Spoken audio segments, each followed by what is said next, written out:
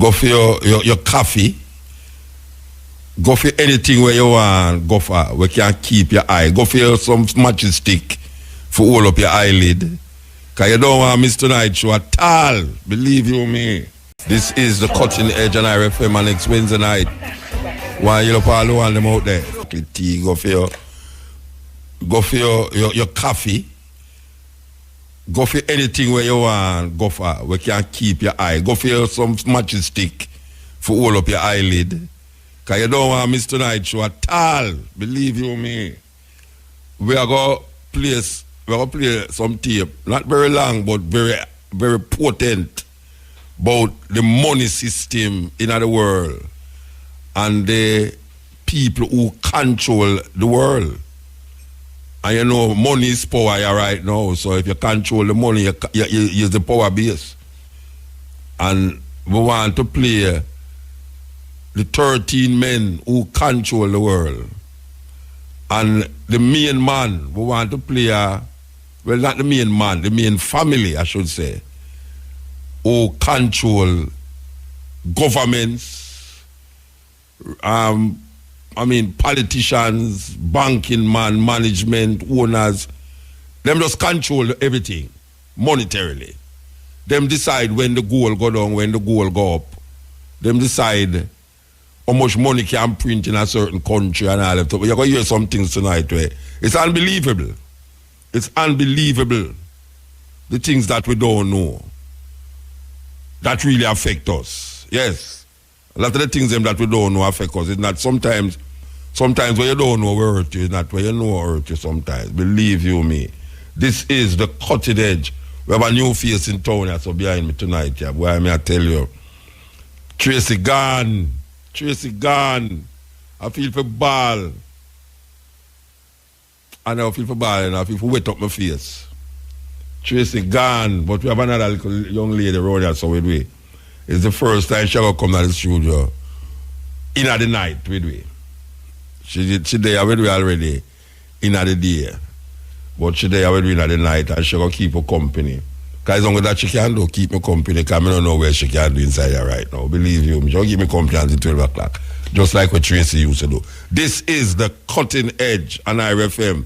You know what I'm saying? Lee Scratch Perry produced an album years ago by the Congos, one of the best albums. Them rated in at the top. Them rated in the top 100 album, best album of all time. Yes, the Congos album, Art of the Congos. Them rated in the top best, in the 100 top best. I think they are 25, you know, if I'm not mistaken. I think they are 25. Well, we say VP released it, a 3 album set, yeah, Art of the Congo. A serious album. This is the Cutting Edge. You're going to hear some things tonight where it's unbelievable what these men and people do to manipulate and scheme when it comes on to monetary systems and the banking business. It's a very, very serious thing that we insert in the program. It's called Jamaican Roots and Culture. We want to give to Pat Clark enough respect for doing this for the Cutting Edge. Jamaican Roots and Culture. So we're going to turn it over to Pat Clark at this moment. Welcome to Jamaican Roots and Culture. I'm Pat Clark. This week, we look at the life and work of Claude McKay. Claude McKay is most popularly known as a Jamaican poet. McKay was much more than this. He was a revolutionary, embraced and later rejected by American blacks during the period of American history known as the Harlem Renaissance. This was the period from 1920 until about 1930, when an unprecedented outburst of creative activity among American blacks occurred in the fields of art, literature, and music. It was a time when African Americans were encouraged to embrace their heritage. Our very own Marcus Garvey became a powerful influence on African American thinking at the time. The youngest of 8 children, Claude McKay was born on September 15, 1890 in the hills of Clarendon. He was educated by his older brother, who was a trained teacher. Claude learned early in life to appreciate the works of literary masters such as Shakespeare, and coming from a strong Christian family, biblical literature was also among his influences. While in Jamaica, Claude became a constable in the police force. This, a job which he once confessed he was not fit for. In fact, he once said that he had a strong sense of sympathy for wrongdoers. By 1912, Claude McKay had already written 2 volumes of poetry in Jamaican dialect, and he was ready to learn more. He arrived in Charleston, North Carolina, later that year to continue his studies at the Tuskegee Institute, a prestigious college for blacks. Claude left after only 6 months there, for he could not deal with the atmosphere of oppression in the American South, a situation he described as very unfamiliar. Claude McKay moved to Kansas State College, and after 2 years there, moved to New York City when a literary admirer gave him several $1,000s out of appreciation for his Jamaican dialect works. Once in New York, McKay relished being a part of the black community there. He married Eulalie Edwards and became a restaurateur. However, within 6 months, his marriage had failed. Eulalie returned to Jamaica and gave birth to a daughter Claude would never see. His restaurant business also crumbled, leaving Claude penniless. Using his misfortune to his advantage, Claude decided to pursue a career in writing. He wrote his poetry in standard English. His message was anger, despair, rebellion, and alienation. Claude McKay felt intense bitterness over the fact that he had come to be recognized as a great black poet and not as a great poet. He hated the fact that he was judged by the color of his skin. At the end of World War II in 1918, Claude McKay embraced socialism. He felt that capitalism exploited black people as they struggled to prove themselves and were still not given the same treatment as whites. It was at that time that he wrote If We Must Die, perhaps his most famous poem. It became an anthem for the blacks in America. If we must die, let it not be like hogs, hunted and penned in an inglorious spot, while round us bark the mad and hungry dogs, making their mock at our cursed lot. If we must die, oh let us nobly die, so that our precious blood may not be shed in vain. Then even the monsters we defy shall be constrained to honor us though dead. O kinsmen, if we must meet the common foe, though far outnumbered, let us show us brave, and for their 1,000 blows deal one death blow. What though before us lies the open grave? Like men, we'll face the murderous, cowardly pack, pressed to the wall, dying, but fighting back. However, Claude did not appreciate being the black representative for America. He said of the poem, he wrote it for all men who were being oppressed, whether they were black, brown, yellow, or white.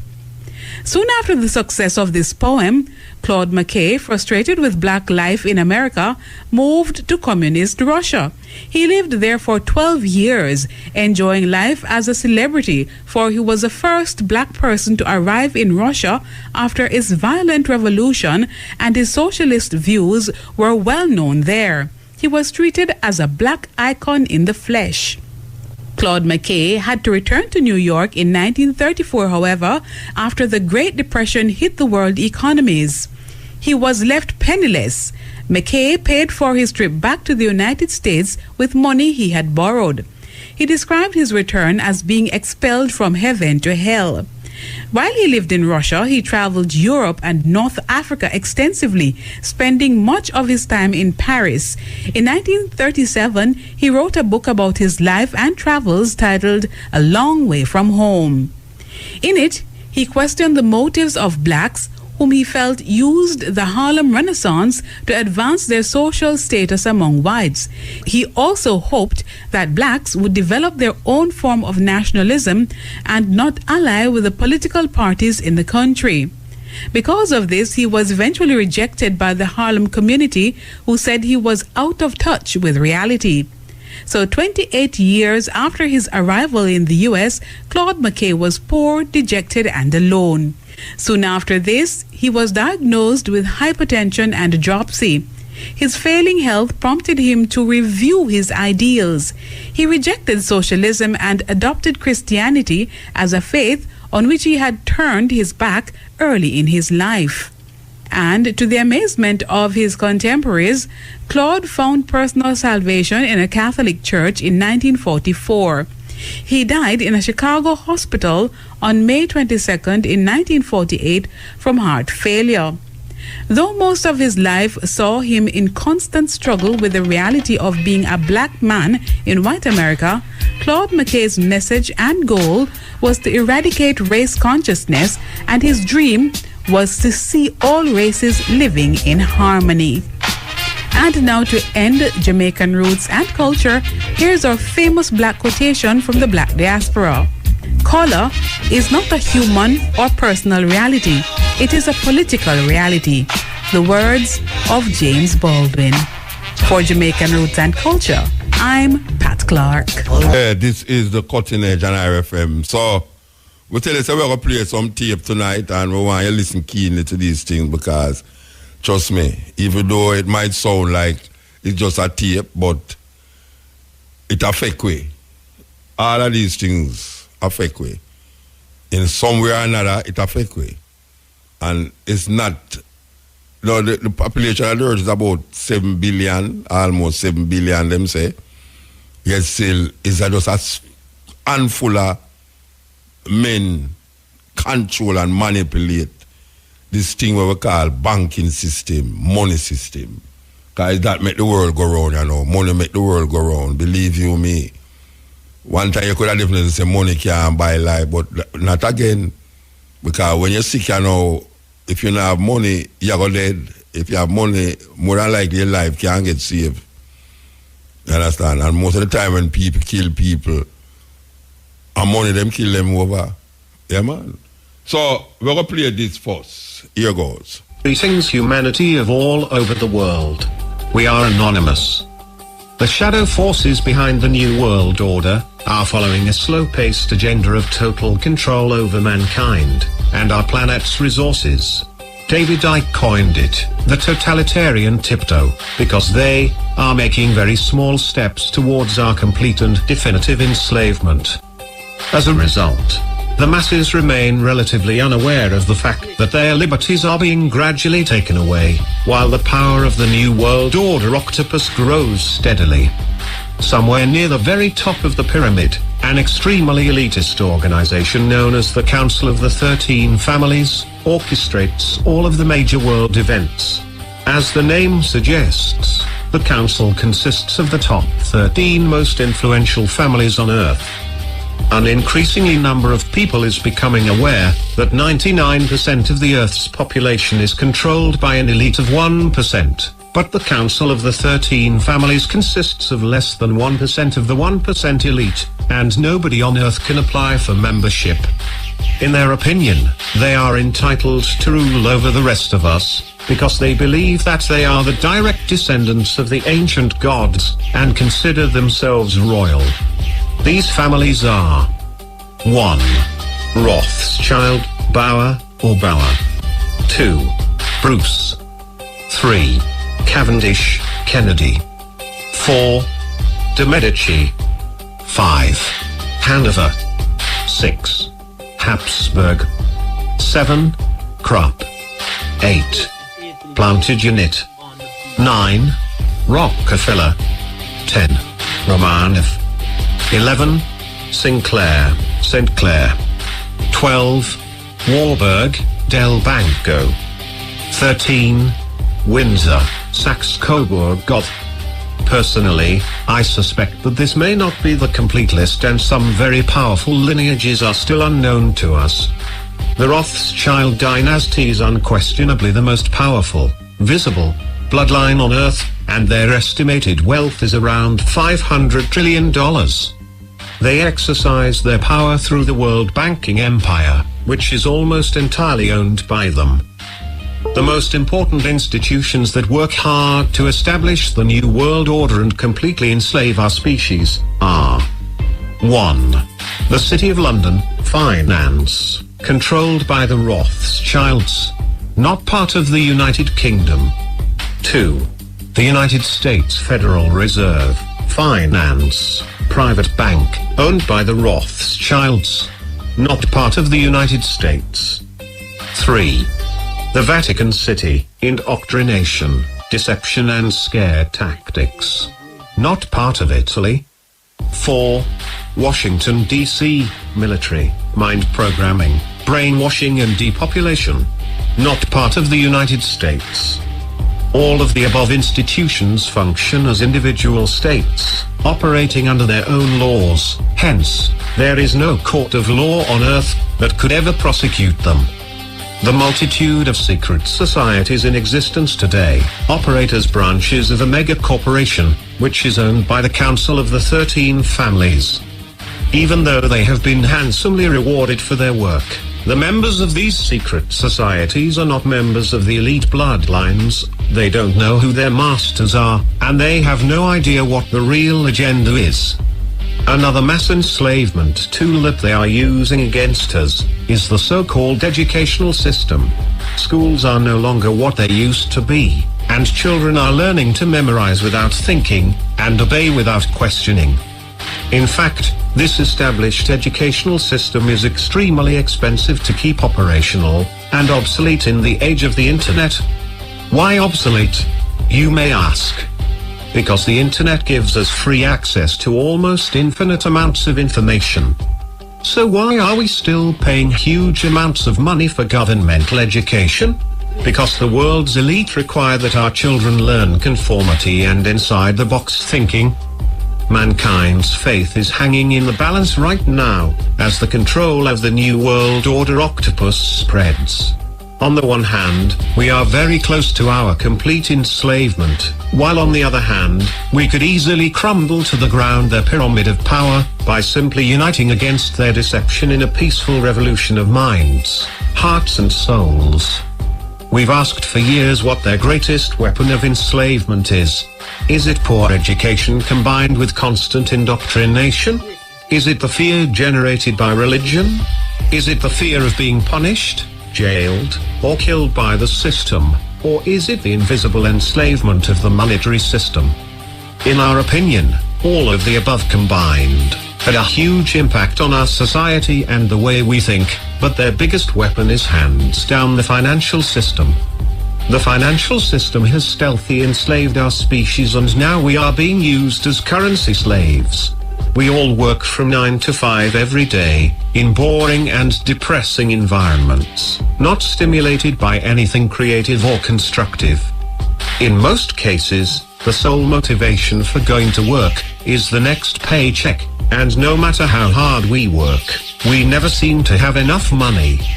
Have you ever wondered why megacorporations reaping billions a year in profits pay dozens of millions to their CEOs, and as close as possible to the minimum wage to the rest of the employees? This has been carefully designed, because a person that is constantly on the edge will never have time for self-education, introspection, and eventually, spiritual awakening. Isn't this our main purpose on Earth? To become spiritual beings, and by spiritual, we obviously don't mean religious, and complete the incarnation cycle. They don't need educated people, who are capable of critical thinking and have spiritual goals. No, this kind of people are dangerous to the establishment. They want obedient robots, just intelligent enough to operate the machines and keep the system running, but stupid enough never to ask questions.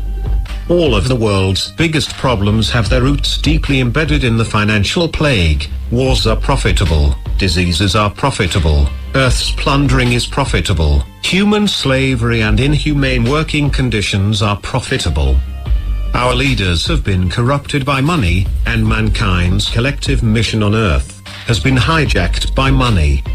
So why do we need the financial system in the first place? Actually, we don't need it, at least not anymore. The planet doesn't charge us a cent for using its natural resources, and we have the technology to extract them without physically working a day. More to the point, there are brilliant minds out there discussing the concept of a resource-based economy for decades. One example is Mr. Jack Fresco, a brilliant industrial designer and social engineer, who spent most of his life designing the future. The cities proposed by Mr. Jack Fresco will be built by autonomous construction robots and will be eco-friendly and self-sustainable, earthquake and fireproof. Other people are already discussing the transition plan towards the economy of the future, where money are no longer required, and all individuals will be offered the best conditions to reach their highest potentials, all for the benefit of our species as a whole. So, our question is, are we ready to embrace the future and escape the control of the elite in a world without money? Or are we going to allow the New World Order plan to happen? We are all anonymous by default, united as one, divided by none. To the rich, greedy, filthy slave creators, you will be removed. Expect that. Yeah, why you look all the people them in a Negril. This song is for Red Ground. Why you love Red Ground? Believe you me. Remember them tune, yeah? When Negril was the center of the world. Yeah, we just play the 13 family that control the monetary system in the earth. We're going to play the next one momentarily, coming up soon. May I tell you, say, holiday must around the place. I wish holiday come up here now. And me win holiday, them have holiday and me. Must. You can't do it holiday come up here, believe you me. Why you love Sly and Robbie, you know? Yes, why you love Sly and Robbie? Take a look at the role of the Rothschild family, the family said to be the wealthiest in the world. When Amschel Meyer Bauer inherited the business, he decided to change his name to Rothschild.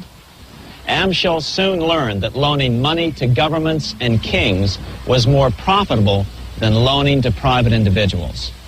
Not only were the loans bigger, but they were secured by the nation's taxes.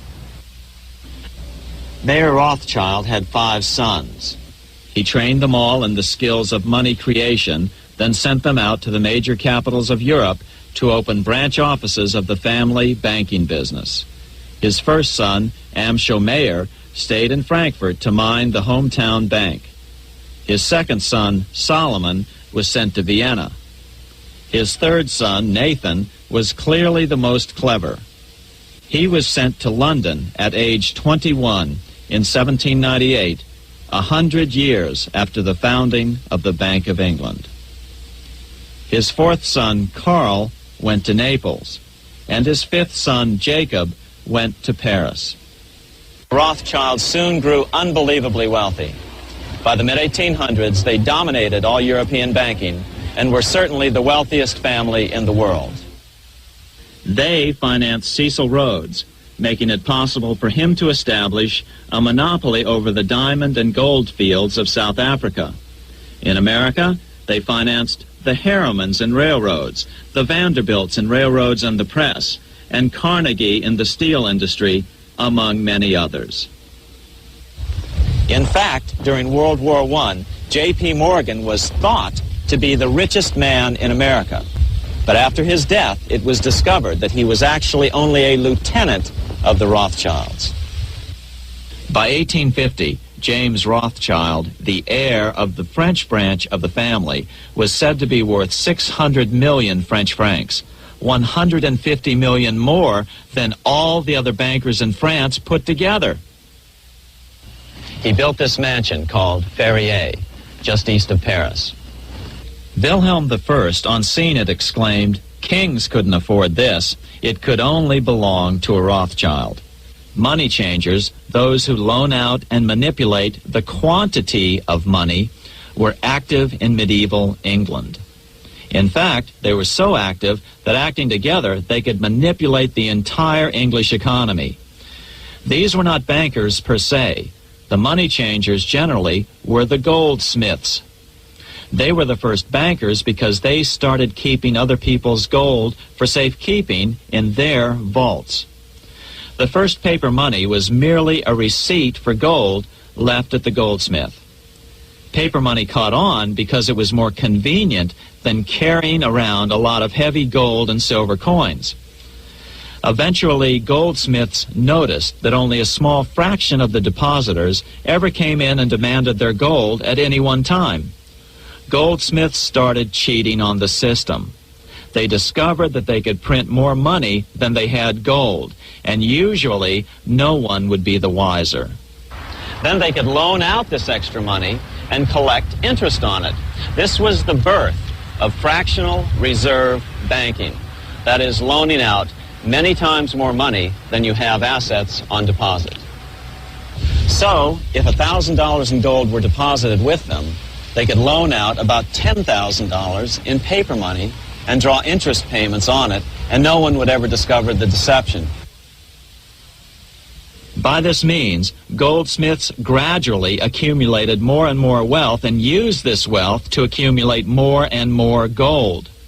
Today, this practice of loaning out more money than there are reserves is known as fractional reserve banking. Every bank in the United States is allowed to loan out at least 10 times more money than they actually have. That's why they get rich on charging, let's say, 8% interest. It's not really 8% per year, which is their income. It's 80%. That's why bank buildings are always the largest in town. When Queen Mary's sister, Queen Elizabeth I, took the throne, she was determined to regain control over English money. Her solution was to issue gold and silver coins from the public treasury and take the control over the money supply away from the money changers. Oliver Cromwell finally overthrew King Charles, purged the Parliament, and put the king to death. The money changers were immediately allowed to consolidate their financial power. The result was that for the next 50 years, the money changers plunged Great Britain into a series of costly wars. They took over a square mile of property in the center of London, known as the City of London. This area today is still known as one of the 3 predominant financial centers of the world. By the end of the 1600s, England was in financial ruin. 50 years of more or less continuous wars with France and Holland had exhausted her. Frantic government officials met with the money changers to beg for the loans necessary to pursue their political purposes. The price was high. A government-sanctioned, privately owned bank which could issue money created out of nothing. It was to be the modern world's first privately owned central bank, the Bank of England. Although it was deceptively called the Bank of England to make the general population think it was part of the government, it was not. Like any other private corporation, the Bank of England sold shares to get started. The investors, whose names were never revealed, were supposed to put up £1.25 million British pounds in gold coin to buy their shares in the bank. The bank was duly chartered in 1694 and started out in the business of loaning out several times the money it supposedly had in reserves, all at interest. In exchange, the new bank would loan British politicians as much of the new currency as they wanted, as long as they secured the debt by direct taxation of the British people. So, legalization of the Bank of England amounted to nothing less than legal counterfeiting of a national currency for private gain. Unfortunately, nearly every nation now has a privately controlled central bank using the Bank of England as the basic model. Such is the power of these central banks that they soon take total control over a nation's economy. It soon amounts to nothing but a plutocracy ruled by the rich. The central bank scam is really a hidden tax. The nation sells bonds to the central bank to pay for things it does not have the political will to raise taxes to pay for. But the bonds are purchased with money the central bank creates out of nothing. More money in circulation makes your money worth less. The government gets as much money as it needs, and the people pay for it in inflation. The beauty of the plan is that not one person in 1,000 can figure it out because it's usually hidden behind complex-sounding economics gibberish. In 1790, less than 3 years after the Constitution had been signed, the money changers struck again. The newly appointed first Secretary of the Treasury, Alexander Hamilton, proposed a bill to the Congress calling for a new, privately owned central bank. Coincidentally, that was the very year that Amschel Rothschild made his pronouncement from his flagship bank in Frankfurt. Let me issue and control a nation's money, and I care not who writes the laws. After a year of intense debate, in 1791, Congress passed the bill and gave it a 20-year charter. The new bank was to be called the First Bank of the United States, or BUS. The bank was given a monopoly on printing U.S. currency, even though 80% of its stock would be held by private investors. The other 20% would be purchased by the U.S. government. Like the Bank of England, the name of the Bank of the United States was deliberately chosen to hide the fact that it was privately controlled. And like the Bank of England, the names of the investors in the bank were never revealed. Many years later, it was a common saying that the Rothschilds were the power behind the old Bank of the United States.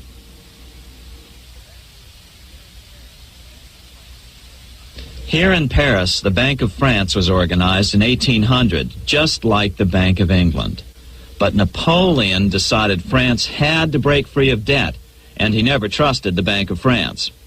He declared that when a government is dependent upon bankers for money, the bankers, not the leaders of the government, are in control. This is the Waterloo battlefield about 200 miles northeast of Paris in what today is Belgium. Here Napoleon suffered his final defeat, but not before thousands of French and Englishmen gave their lives on a steamy summer day in July of 1815. The outcome was certainly in doubt. In fact, had Napoleon attacked a few hours earlier, he would probably have won the battle. But no matter who won or lost, back in London, Nathan Rothschild planned to use the opportunity to try to seize control over the British stock and bond market and possibly even the Bank of England. Rothschild stationed a trusted agent, a man named Rothworth, on the north side of the battlefield, closer to the English Channel. Once the battle had been decided, Rothworth took off for the Channel. He delivered the news to Nathan Rothschild a full 24 hours before Wellington's own courier. Rothschild hurried to the stock market and took up his usual position in front of an ancient pillar. All eyes were on him. The Rothschilds had a legendary communications network. If Wellington had been defeated and Napoleon was loose on the continent again, Britain's financial situation would become grave indeed. Rothschild looked saddened. He stood there motionless, eyes downcast. Then suddenly he began selling. Other nervous investors saw that Rothschild was selling. It could only mean one thing. Napoleon must have won, Wellington must have lost. The market plummeted. Soon everyone was selling their consols, their British government bonds, and prices dropped sharply. But then Rothschild started secretly buying up the consols through his agents for only a fraction of their worth hours before. Myths, legends, you say? 100 years later, the New York Times ran a story which said that Nathan's grandson had attempted to secure a court order to suppress a book with this stock market story in it. The Rothschild family claimed the story was untrue and libelous, but the court denied the Rothschilds' request and ordered the family to pay all court costs. What's even more interesting about this story is that some authors claim that the day after the Battle of Waterloo, in a matter of hours, Nathan Rothschild came to dominate not only the bond market, but the Bank of England as well. Whether or not the Rothschild family seized control of the Bank of England, the first privately owned central bank in a major European nation and the wealthiest, one thing is certain. By the mid-1800s, the Rothschilds were the richest family in the world, bar none. They dominated the new government bond markets and branched into other banks and industrial concerns. In fact, the rest of the 19th century was known as the Age of the Rothschilds. Despite this overwhelming wealth, the family has generally cultivated an aura of invisibility. Although the family controls scores of industrial, commercial, mining, and tourist corporations, only a handful bear the Rothschild name. By the end of the 19th century, one expert estimated that the Rothschild family controlled half the wealth of the world. Whatever the extent of their vast wealth, it is reasonable to assume that their percentage of the world's wealth has increased since then. But since the turn of the century, the Rothschilds have cultivated the notion that their power has somehow waned even as their wealth increases. Just 1 year after Waterloo and Rothschild's alleged takeover of the Bank of England, the American Congress passed a bill permitting yet another privately owned central bank. This bank was called the Second Bank of the United States. Just as before, the primary stockholders remained a secret. But it is known that the largest block of shares, about 1/3 of the total, were sold to foreigners. As one observer put it, it is certainly no exaggeration to say that the Second Bank of the United States was rooted as deeply in Britain as it was in America. So, by 1816, some authors claim the Rothschilds had taken control over the Bank of England and backed a new privately owned central bank in America as well. During the early 1900s, men like J.P. Morgan led the charge. One final panic would be necessary to focus the nation's attention on the supposed need for a central bank.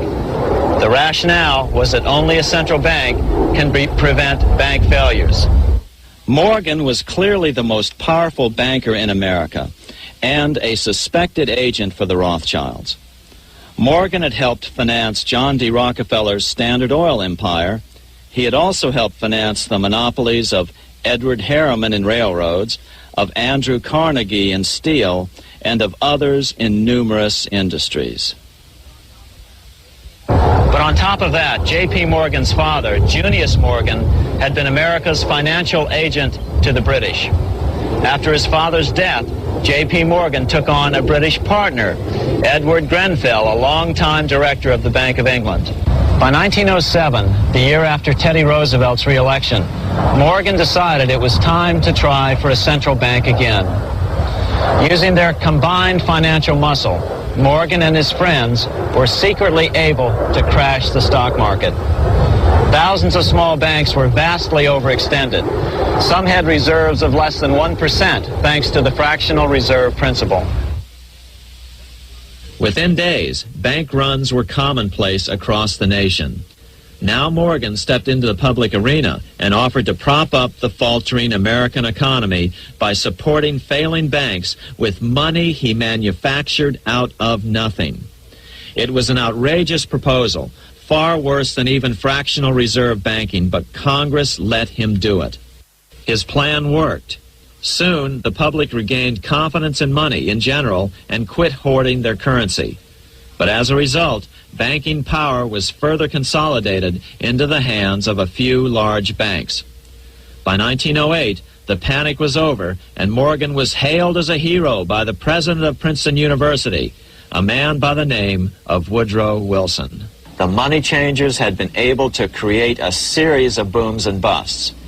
The purpose was not only to fleece the American public of their property, but to later claim that the banking system was basically so unstable that it had to be consolidated into a central bank once again.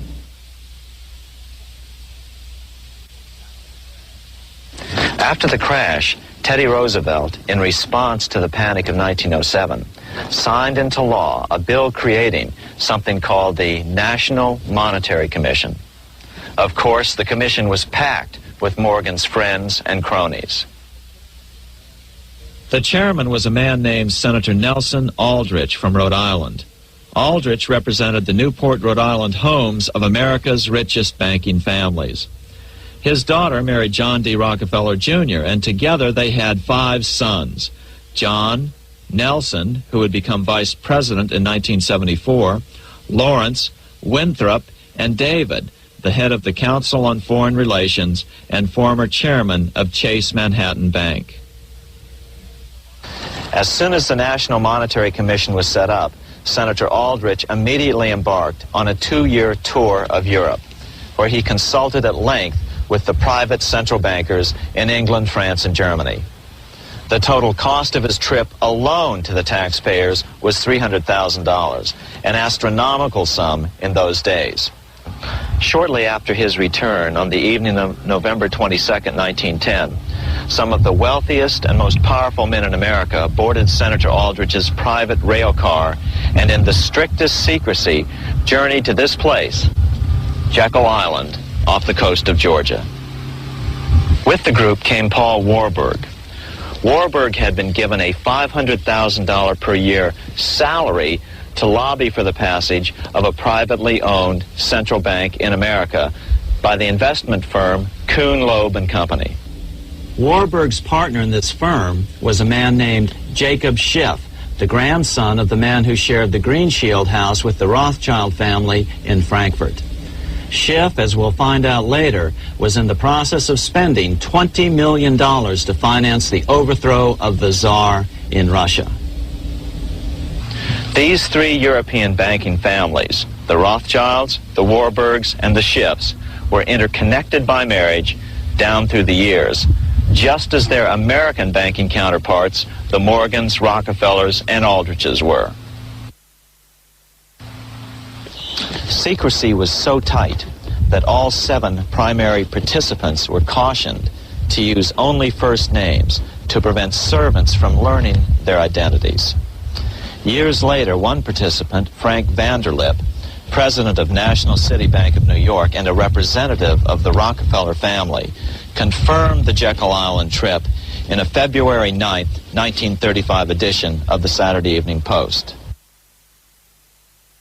Yeah, this is the Cutting Edge on RFM. We're going to come forward to that, but so the time is now 12 o'clock. Yeah, we hope that was some kind of enlightenment to the ones them out there who listen to the Cutting Edge. Because it's a serious thing. The only thing with it is that we don't even know if we can do nothing about it. I'm only make the main road, you don't understand? So, we don't know, maybe down the line we can use the information to really do something. But really and truly, when you hear say,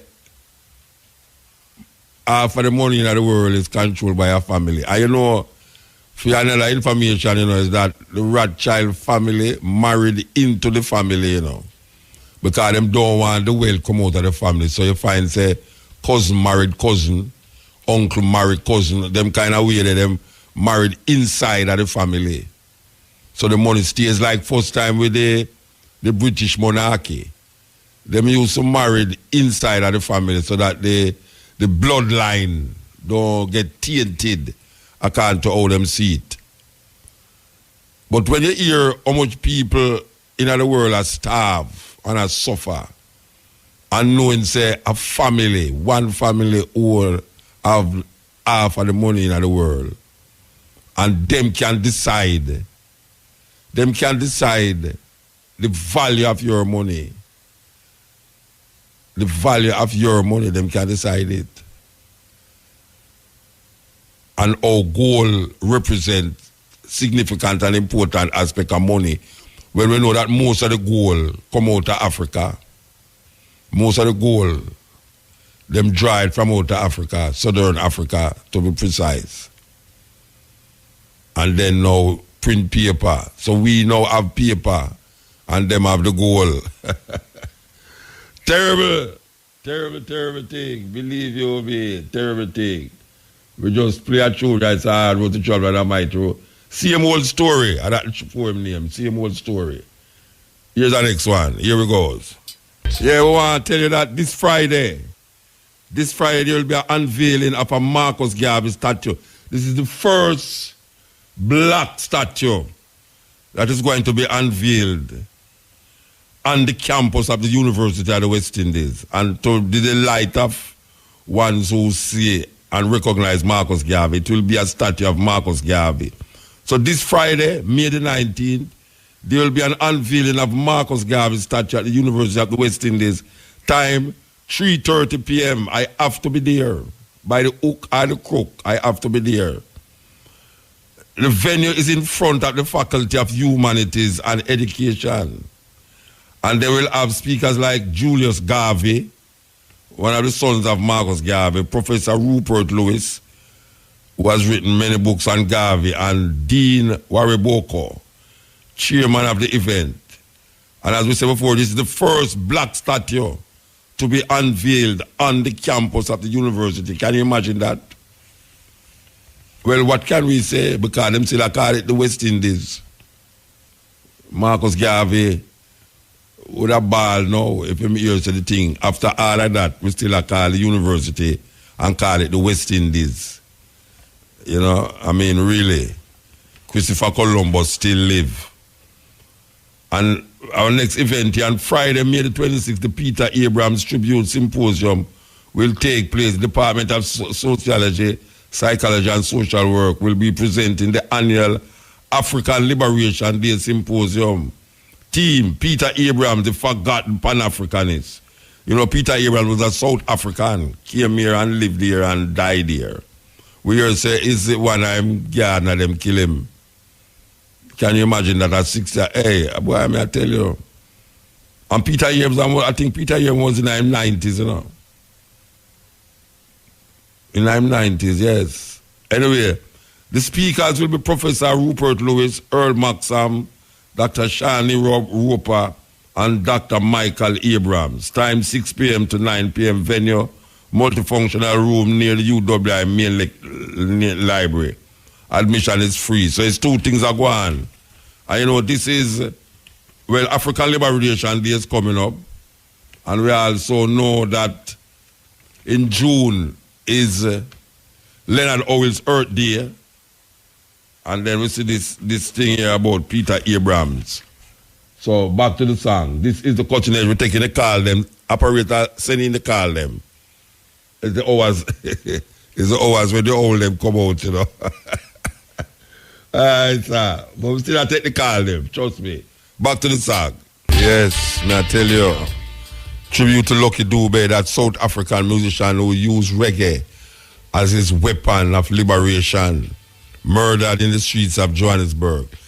Yes, El. El Muta. Blessed man. Give thanks to two tape them, you know. Yeah, man. Give thanks, man. But I trust me them connected. Yeah.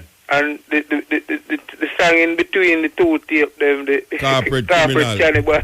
By Grace Jones, Sly Rabbit there behind there, yes. But I tell you, when me hear you introduce the song, you know, I pick up say that, but I never remember the Corporate before the Cannibal. I just shout out Cannibal in my mind, you know. Corporate Criminals. Corporate Cannibals. Yes, man. I see. All right. You see, the first tape, it mentioned something about internet. 13 family. The internet? Yes, it's something about internet. No, about this control. Time. No, I'm saying at the time, these things have information. It matter about the internet has information. Okay.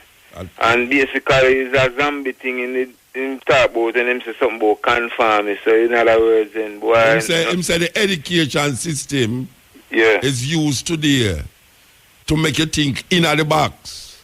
Yeah, so you just go along with it. But you just go along with everything without thinking, without any rocking the boat or anything. You know, if you notice how the earth are going now with the youth them, we go at school. Them go at school to maintain the system.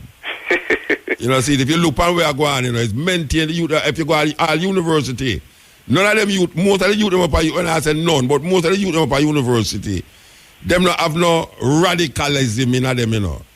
Yeah. Them just are, it's like zombie. Them just do the work for pass them exam, for go look at job, for go get some money, and just live over about the same madness and craziness where the other people them they develop for control them. And as we say, with the music with Lucky Dube, them youth you know where I say them a scholar. Them supposed to liberate the one them when so brain full like them. Them, yeah. But one thing I always mention Mr. Rhodes, you know. Cecil Rhodes. Yeah, Cecil Rhodes. I mentioned him in tape too. Yeah, well, Cecil Rhodes is the man with Rhodesia, we now call Zimbabwe, you know. Mm-hmm. Yeah, the place is named Rhodesia until the independence, after Mugabe come in. So before Mugabe, before it independence, it was called Rhodesia. Yeah. And it was named after the man named Cecil Rhodes, who murdered thousands of Africans and then controlled the gold mine, them and all them something there. So when it became independent, it was no longer called Rhodesia. It was called Zimbabwe. Okay. So entire hear the name Rhodes. Cecil Rhodes. You ever hear about the Rhodes Scholarship? Yeah, man, you hear about the one in Jamaica. Well, you see how black people strange. I Black tell you. people accept a scholarship by a murderer. Can you imagine a Jew accept a scholarship named Hitler Scholarship? Can you imagine that? A Jew walk around with that scholarship and I say, boy, him just get the Hitler Scholarship. You know, and black people now, millions of people dead because of Cecil Rhodes. Yet still them have a scholarship named Rhodes Scholarship. Where people is very proud, black people Them hug it up, man, them hug it up. Gosh, man, it's terrible, man. Terrible. But this thing, you know, with the financial system, motor, basically, you know, the origins of it, when them say them are lend out money where them do even have. Yeah. That are basically scamming. Well, brethren, they don't know to the old financial, watch out. The Jamaican bank, you know, by the second last week when we play the minister in the house, the opposition man, the Jackson name, we are talking about say the bank was dormant accounts. You left $3,000 in your account, and because you don't go back for the $3,000, them keep drawing money till you don't have no money at the bank. And not only that now. If you decide you're going to put money in there, you know what them do? Them deduct more money because them say them did have the account there and do something with him, no knows what.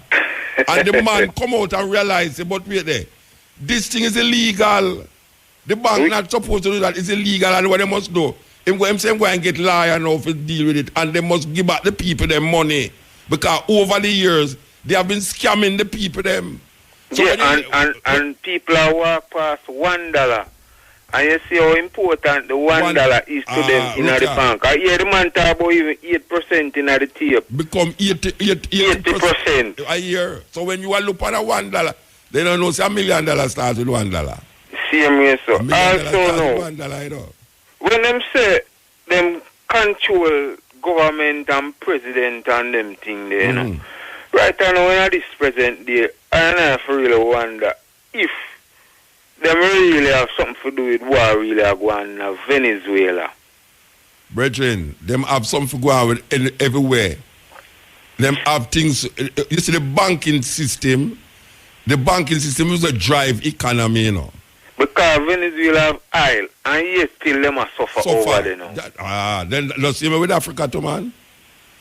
Because Africa, the richest country. when we feel them all do, it's like them all suffer them. And when them can get people who them can manipulate, you have to say everything go back to normal. Or it would have come like normal to we. Yeah. You understand me? Yeah. And me remember you did play all a tape some time ago with Gaddafi, and we make you know how the man did run film thing. Yeah. And a goal him did say. Yeah, him did get rid of the euro and just deal with the goal.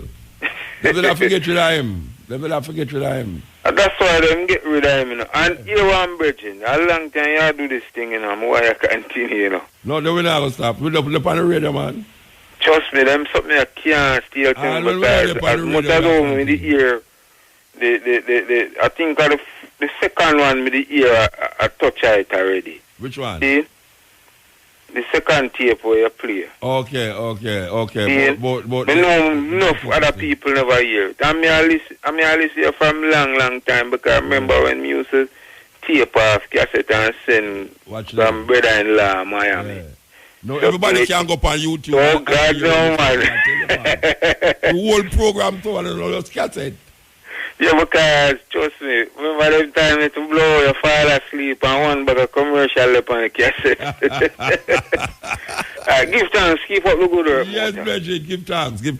Yeah, man. I tell you. So we are look on the whole thing and we are say we need some consciousness all the same, you know. I really that we really need, you know, some consciousness. We're not really conscious of certain things. We just live hand to mouth every day, you know, food, clothes and shelter. But we need some things in our life where make life more meaningful. You know the way there? Life, you can't just live, so, you know. People say them just want to have life. You want to have life and have it abundantly. You know, see, you don't want to just live. Because, I mean, really and truly, a man lay down on the street, he might live. Man a beg on the road, he might live. People sick in the hospital, he might live. You don't just want to live. You want to live and healthy.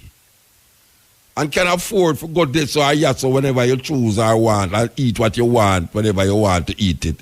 And wear what you want whenever you want to wear it. It's so life supposed to feel nice and good.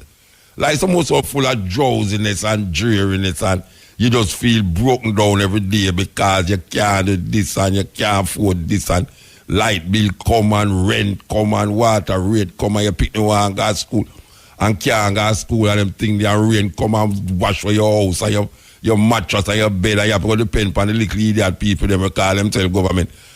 Terrible. And imagine a family of 50% of the world money. 50% of the world money. You know what I'm saying? The 5 leading, the 5 richest man them. Well, publicly, because when them talk about rich man, them not talk about Rockefeller and Rothschild and them people there, but them talk about people who visible. You know, like the man who own Microsoft. Certain people, them say the 5 richest men of the world can stop them yearly salary can solve the starvation problem in the world. 5 people can solve the starvation problem in the world. But now them I tell you about the Rothschild we have like is the only trillionaire them in the no Rasta. No, believe you me. We have all $1,000 and I feel good no ranting. And you talk about trillion. You know what trillion is? And you don't only have 1 trillion, you have all $100 trillion at your disposal. Brethren, no. Well, I tell you, Jackal say the world no level. It's no level for true. Believe you me, yes, Ill. Ill Muta. Blessed man. Boy, you do some real work, Muta. I have not listened to the program in a long time, and it's like our time warp. I come and I listen tonight, and it's like in the 90s, me the same way. We make you never listen. Boy, kind of different thing, Muta. School life, the whole work. You go to bed earlier, kind of the same thing I talk about. You don't find a treadmill. So may I ask you a question now? Tonight, a fret, you stand out in the house afraid why you get no, funny enough, no. No, Muta, not like that. Not like that at all. It's just a vibes, a vibration. I'm saying, no, I'm on zoning. So I'm zoning from my phone. Yeah. I'm just pick up on it. It's tremendous, man. A whole heap of emotion just rush over me because enough knowledge you give me, Muta. Tremendous amount. Yeah. And you plant a whole heap of seed for me to do a whole heap of research. Yeah. And open my mind to a whole heap of things. Go ahead. Eh? Yeah, man. So, no, that's give thanks. Yes, absolutely, Muta. And, you know, we really appreciate the work. Tremendously. I thought that from the bottom of my heart. So let me say a thing now, Muta. Yeah. There's a topic when I come across a couple of weeks ago. Is the first me get introduced to that. I'm going to do some very in-depth research on it. And it's a whole heap of thing we come to realize. I mean, one man like you with the amount of exposure, traveling and knowledge based on your work with, you would have been aware of it. So I'm going to put it to hear your feedback on it, right? And that is that the monarchs in Europe, up to King George III, that is the one who did in charge when America gave them independence, was black people. You ever hear that before, Muta? Well, I suppose you hear that already. Hello? No, wait, you have to ask. You can't answer the question and ask me the question at the same time. say the monarchy of England are black people. Yeah, up to King George III. Oh, yeah? King James the First and no, the Sixth of England. Wait there. Me read already to them say King James was a black in him. Hello? Yeah, me say, yeah. I have read right where them say Shakespeare and King James was black people. And you ever researched it before? No, I say I have read it. Okay. But I don't give credence to it based upon England history. Yes. The British history. I don't give credence to it that King James and Shakespeare. As a matter of fact, I told a sister that I didn't accept it as legitimate news, and she was vexed with me. All right. Can I say something to you, Nuta? Yeah. I came across a book, which is an eminent book used in Cambridge, and I'm going to put it to you, and I know you're a man going to follow up on it. A book that is a book, used at the Cambridge University in courses, in programs. Yeah. Published by the Cambridge University, written by a man named Professor W.B. Pattison. The book is the most eminent book in the world about King James. The most eminent book in the world, what do you mean? Meaning there's no other book above it, if you want. This is the book, the reference point book about King James. Okay. Written by W.B. Pattison, published in the year 2000. It took the man 20-odd years to write the book. Yes. There's a white man write the book from W.B. Pattison. Yeah. And it's Cambridge support this. The book I use at Cambridge right today. Yeah, me not say, no, King. Telling me all these things about Cambridge and all these things don't make me feel secure in a... All right, that's true. Nothing wrong with that. Yeah. You're absolutely understand where you're coming from. So let me tell you now, the book named King James the Sixth and the First Reunion of Christendom. That's the name of the book. On the cover of that book is a black image of King James. No, when I came across the book, online, I said, this is a joke. This can't be real. So I said, I'm going to go research in depth now where this book come from, the authority of the book and so forth. I'm going to dive in. The book take the man 20-odd years to write. The man is 80-odd. The man born 1930, and the man who write the book, him still alive. It took him start write the book from the 70s. He is using the sources in Cambridge University and Oxford University, where all the sources are left behind for King James. All the sources, Muta. It's mind-blowing, because when we go into that now, I realize that even him father, straight black man, I mean no mulatto neither, you know. I mean straight black man. So now, we confidence yourself about the authority of the book based on the research. Which part King James come from? King James, him born in England, because in Scotland. It's Scotland him come from, because what really happened. All right, let me tell you, you ever read a book named Demonology? No, I never read that book. Never even heard of it. Okay. You never hear about Demonology? Demonology? Yeah, man. No, I never hear about the book. King James write it. Atio. Never hear about the book. The translation of the book, what them call the Bible, where the King James Version. Shakespeare helped him too. Yeah, man, Shakespeare is a black man. No. You tell me say all right. You say that, but me I tell you say me not accept that. But hold on, wait, no, me I tell you say a sister. Tell me that. I'm read that too, you know. Me I tell you say me read that, you know. Mota. Me read that. Mota. What me say to you, Mota, is what has convinced me, you know. Yeah, it's because Cambridge and Oxford. No, it's not because of Cambridge and Oxford. Because say your truth not come through one source, you know. If you a man to read enough different things and take history serious, you start, because you read so broad, you're able to match things because you're booking up different things at different areas. I watched the documentary and I saved, I bookmarked that on my phone, you know. What BBC make about the King James Bible, you know. Yeah. I'm going to show you the people them slick, you know. The people them show you enough image, and that the book, the story them I give you, the history is seem to be correct, you know, because them tell you say a 54-man King James get to put together, him split them across 3 universities, Oxford, Cambridge, and the next university, and him divide them into 2. They had something like 14 tests each book of a pass when they translate before it confirm say yes, this correct. So the documentary was very informative. But what was very interesting about the documentary, Mota, is as I watch that documentary, and I go down, the documentary is like about an hour and a half, and I go down into the documentary, the narrator is going different places in London. You know how these documentaries work. Yeah. And him go one place now and him a talk about King James, and him open a book, and the said image up on the front of the book of me I tell you about, me see him. But hear him skillful now. Him open the book, the camera go over it, and then him say, and up there you have an image of King James feeding blah blah blah. And I say, look at that. The man open the book with the black image, you know. The camera just go over it, and then him start out with a statue. All right, so let me ask you a question. The image of Jesus where we have, you know any university barring none where that image is not in where them tell you said this the white one where you see? Yeah, the white one, of course. No, my puppy show thing that. No, wait. Yeah.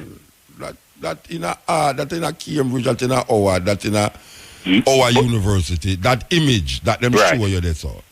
So you say you compare that now to say them could have used the black image as a farce? No, may I say that because there would be no reason for them to use the black image as a farce. Why not? Because then if them you use the white image as a farce. Then them use the white image as a farce. Listen, what may I say to you? No, them use the white image as a farce. That may I say. Because they want you to believe that the white is what it is. Okay, so they don't want to believe this the King man black. will confuse the world.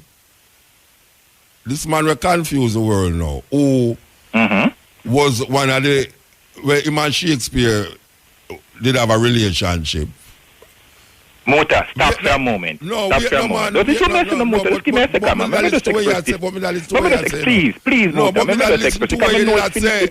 So me can hear, because there's something about when me think about the man. Sure, you can. Sorry. Yeah. Go ahead. Historically, based off of when me read. Right. Because I read where you read, you know. Hold on, you're assuming that, but go ahead. Because me read say King James and Shakespeare was a black person. Right. Then you don't read that too. But what I'm saying is... No, me ask if you read that. Yeah. All right. So me I tell you now, say, me read other things too. All right. And I read other things too. And the other things, it more convinced me, say he wasn't black. All right. Yeah. Can I make a point, Mota? Yeah. The point I make is, with the white Jesus... Yeah. And my thinking was that black man run the world up to a point. Let's say the Holy Roman Empire. See? Black man run the world up to the Roman Empire? Yeah, that was my thinking. That was my thinking. Yeah, but the Greeks and they run it before the Romans. True. Then that me say, but I think the Greeks, them were not white people. They were not white people. Them was what? They were coming from the Phoenicians and all of that. No, don't tell me what them was. No, don't tell me black people, man. Black the people. Greeks From were the black white people. Them black. From Pluto, the white and black. Vietnam, man. The Chinese are what? Oh, you mean they're not black Chinese? White, no, me never said. No, me ask if Chinese are black people. No, listen. All right, we could define what we are talking about. All right. We are talking about African and we are talking about European. And that we are talking about... Hold on, no, man. Take time with me, no, man. Take time with me. Take time with me. Because you tell me now the Greeks are black people. Yeah, man. All right, so the Greeks are black people. So you talk about now Alexander was a black man. Of course. Pluto was a black man. Of course. Socrates was a black man. All right, sir. Socrates was a black man, but this is what I show you now. So may I bring some thinking. Josephus was a black man too. Who? Josephus. I don't really remember that person in history. All right. So all of them people. So who was black in history now? Who was black? Who was white? All right, so hold on now. If everybody what you are talking about was black, who was white? So hold on now, Muta, man. Yeah. Hold on, man. Yeah, but you can't take people are weird for the thing. All right, let me do it fast. Let me just do me I say fast. So may I say to you is that in my research, the root start because me I confirm, me I try to realize if King James black. Yeah. But confirm that. Yeah. But what the research starts to lead me to realize because if that King James black, me start finding out who I'm mother, who I'm father, and who the throne come down to. Yeah. Then we go to France. I realize the Stuart house of Stuart. Yeah. So the word Stuart, it means black, is a Nordic word. Yeah. Maurice mean black too. German. Maurice mean black too. All right, there you go. And Moore mean black too. All right. Yes. So what may I say to you? And Kemet mean black too. Yeah, man. What may I say to you really is that in my research, I have come to the realization that the monarchs in Europe were black people. The Habsburg Empire, all of Germany, the French, Austria. the emperor was black. The French, the Caesar was black. Julius Caesar was black. Mark Antony was black. Yeah. That is what you are Constantine from 325 AD when the canonization of the Bible happened. So we say Constantine was black too. Of course. So tell me, who was white in them time? Well, this is the question we keep asking: where white people come from? No. We have tried to figure out a white in history and black in history. No, because I'm not sure you say. So what we are doing? So me ask if but it's an opposite thing. We are doing now. We are say since them did say everything did white. Now we are going to say everything black. No, that's not the point. The point I make to you is that. You can go research it yourself. I am saying no, but to you. Bridget, me I tell you the thing that you are telling me about, me read them already. You read the King James the first and the sixth reunion of Christendom? No, listen to me now. Listen to what me I say now. Trust me. No, man. No fee me a force on paying no more. Me not force on paying. But you can't force on paying. You listen to me or you not listen to me. Me listen to you. All right, me I said to you now. You see the things that you tell me about King James? Right. Me read that already. All right. Right. No, you don't read the book at that. But go ahead. But matter about King James as a black man. All right. Me read that in our history already. All right. So me ask you a question now. Right. If the Greeks was black, right. King James, Shakespeare, right. All the European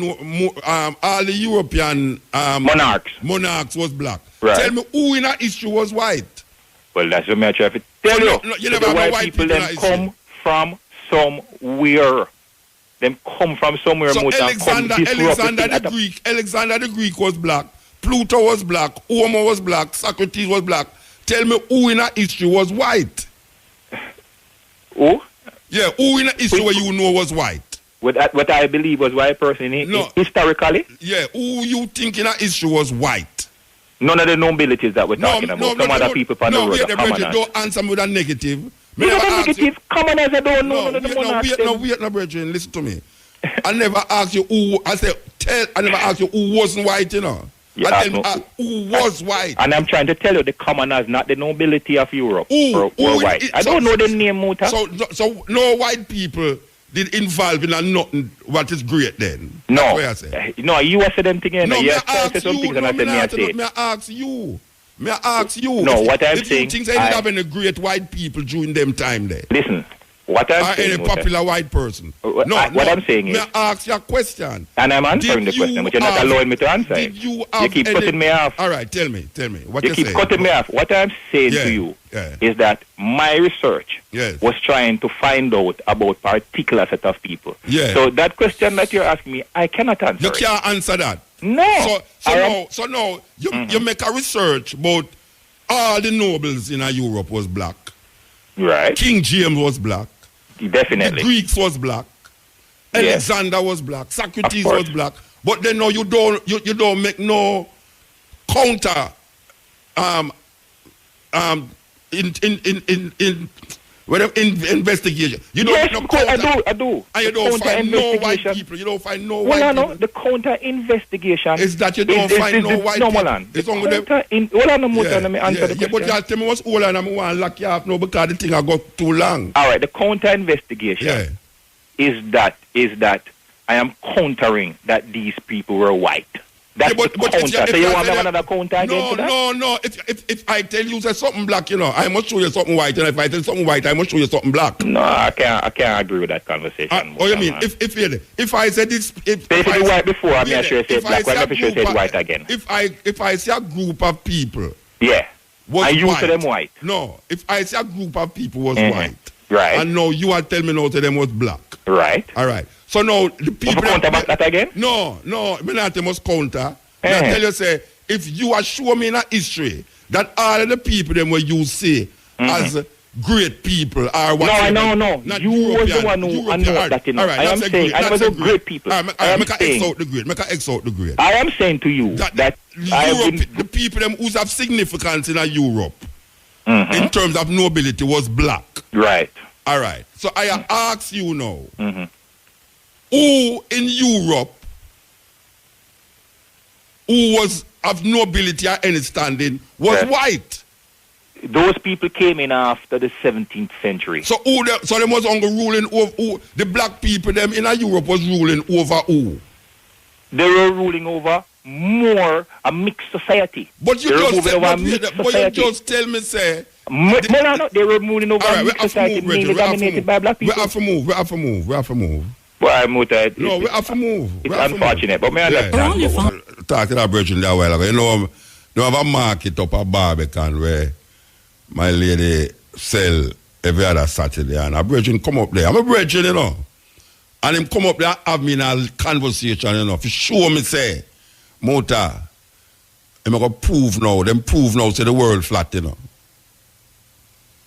And next brethren, come to me and say, brethren, Muta, why you tell the people them say a one sun a show up on the earth? A two sun them have and 2 moon. No, 2 moon, sorry. Him say a 2 moon. Me say, brethren, a 2 moon. Him say, yes, a 2 moon. The moon where we are say, yes, so it's not the same moon the people them in America are in the other part of the world, I say. So a 2 moon. And him argument is so convincing that if you're not a thinker, you'd have say, brethren, you know, say, a true attack, the world really flat. Or it was 2 different people me I talk about. The world really flat, or really and truly a two moon you have, you know, upon the earth, you have, in the earth. It's like a thinking where the people them in a Christendom and old times did actually believe, say, the earth, the sun revolve round the earth. And them they actually believe, say, the sun, the star are going to fall upon the earth according to what the Bible say. Because the Bible tells us that the stars are going to fall from heaven, you know, upon the earth. And we know, say, the nearest star to the earth is the sun. And the sun, if it ever get any little closer, it just burn up. So the star, then what we see, we're far than the sun. We have more heat than the sun. The only reason why we now feel them is because them they far. If them they never come near like the sun, no earth wouldn't be there. And because man never understand the sun and its relationship to the earth, him worship the sun. The sun is the first emblem of worship when man start to worship in the sky. Because him realize that the sun is the source of all the energy. So you have arguments, very convincing, about the earth, the sun, if the earth flat, because you couldn't tell people in them time that the earth never flat. And furthermore now, if we are fight for liberation from Europeans, and then we hear say now, it's black people send the ship them go Africa for take black people out tight. Because him said the nobility of Europe was black people. Black people, Pluto, Socrates, Alexander, will go in Iraq and Persia and Egypt could devastate the place. The Greeks, them actually name. The Greeks actually, if the Greeks was black, how them go and was surprised when them see the people, them skin. I hope him a listener. If the Greeks them was black, I can't do what this virgin I say. Oh, them when them go south of the Sahara desert and see the people them down there, them was so taken aback that them give the people them a Greek name, Ethiopians, because it says the sun shine upon them and make them skin say so. Why were the Greeks surprised that some people looked that way there? So them started to call them black people or Ethiopians. Ethiopia wasn't like the place where we are called Ethiopia now. Ethiopia was the south of the Sahara. That means that all the countries south of the Sahara was called Ethiopia. I don't even pronounce it right. I think it starts with an A-E. A-E, Thiopia, Ethiopia. Land of the burnt faces. That is what it means. Land of the burnt faces. Now, if this place was given the name Ethiopia, land of the burnt faces, because them say the sun causes the people them to look so. Them never even understand that it's the sun neither. But it's the sun cause the place them, the people them to look so. Or would they be surprised? What is it in Europe that could give these people the color that them could have called the other people them Ethiopians? I mean, if you tell me, say, black people go to Europe and mix up with white people just like now, because we know black people going to Europe and mix up with white people. But to tell me outrightly now, say I must accept the reversal that all the Greeks were black. All the nobles of Europe were black. King James was black. Shakespeare was black. Socrates was black. Homer was black. Alexander was black. Man, I don't care if it's in Oxford University. I don't care if it's in a Cambridge University. And furthermore, what does that mean now? What does that mean? Because now we have to rewrite the whole of the historical things now. What would that mean to us as African people now? What does that mean now? That we must now embrace European. Queen Elizabeth is what? I mean, Queen Elizabeth II. Queen Elizabeth II, Victoria. I mean, all these women, Victoria, Queen Victoria was responsible for those slave things were going on there, so. Because Hawkins, Christopher Columbus, King Ferdinand and Queen Isabella, me must know say these people was black people. The nobles of Europe was black people. I mean, brethren, really think about it, man. Don't go over the other side, man. Don't get so enthused and go over to the other side now by saying no. You are going to now totally ignore the whiteness of Europe and say Europe was black. I can understand African people going into Europe and white people going into Africa and mix up the whole thing.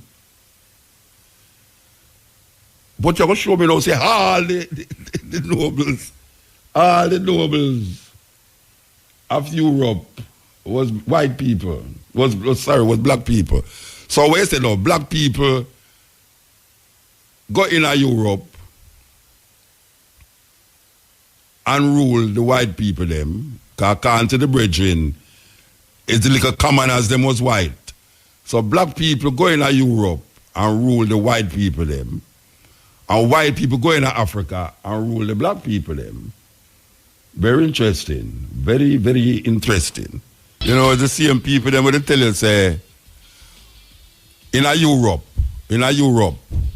Henry, the nobles, you could be put to death for homosexuality in Europe. In England too. There was a time when you could be put to death. Now, the same people them who did I tell you, say, it's a death sentence for homosexuality. Now I tell you, say, you better accept it, you know, or else. Me had to get through this morning if we never get through no other morning. The conversation that you have with the person with lies and madness, man. But before we just do that, we just have to say one of the livicated listeners to the Cutting Edge program, the sister in Marva Brady from St. John's Road, Spanish Town, unfortunately passed away on Monday the 15th of May, you know? So, condolences to the family of Marva Brady.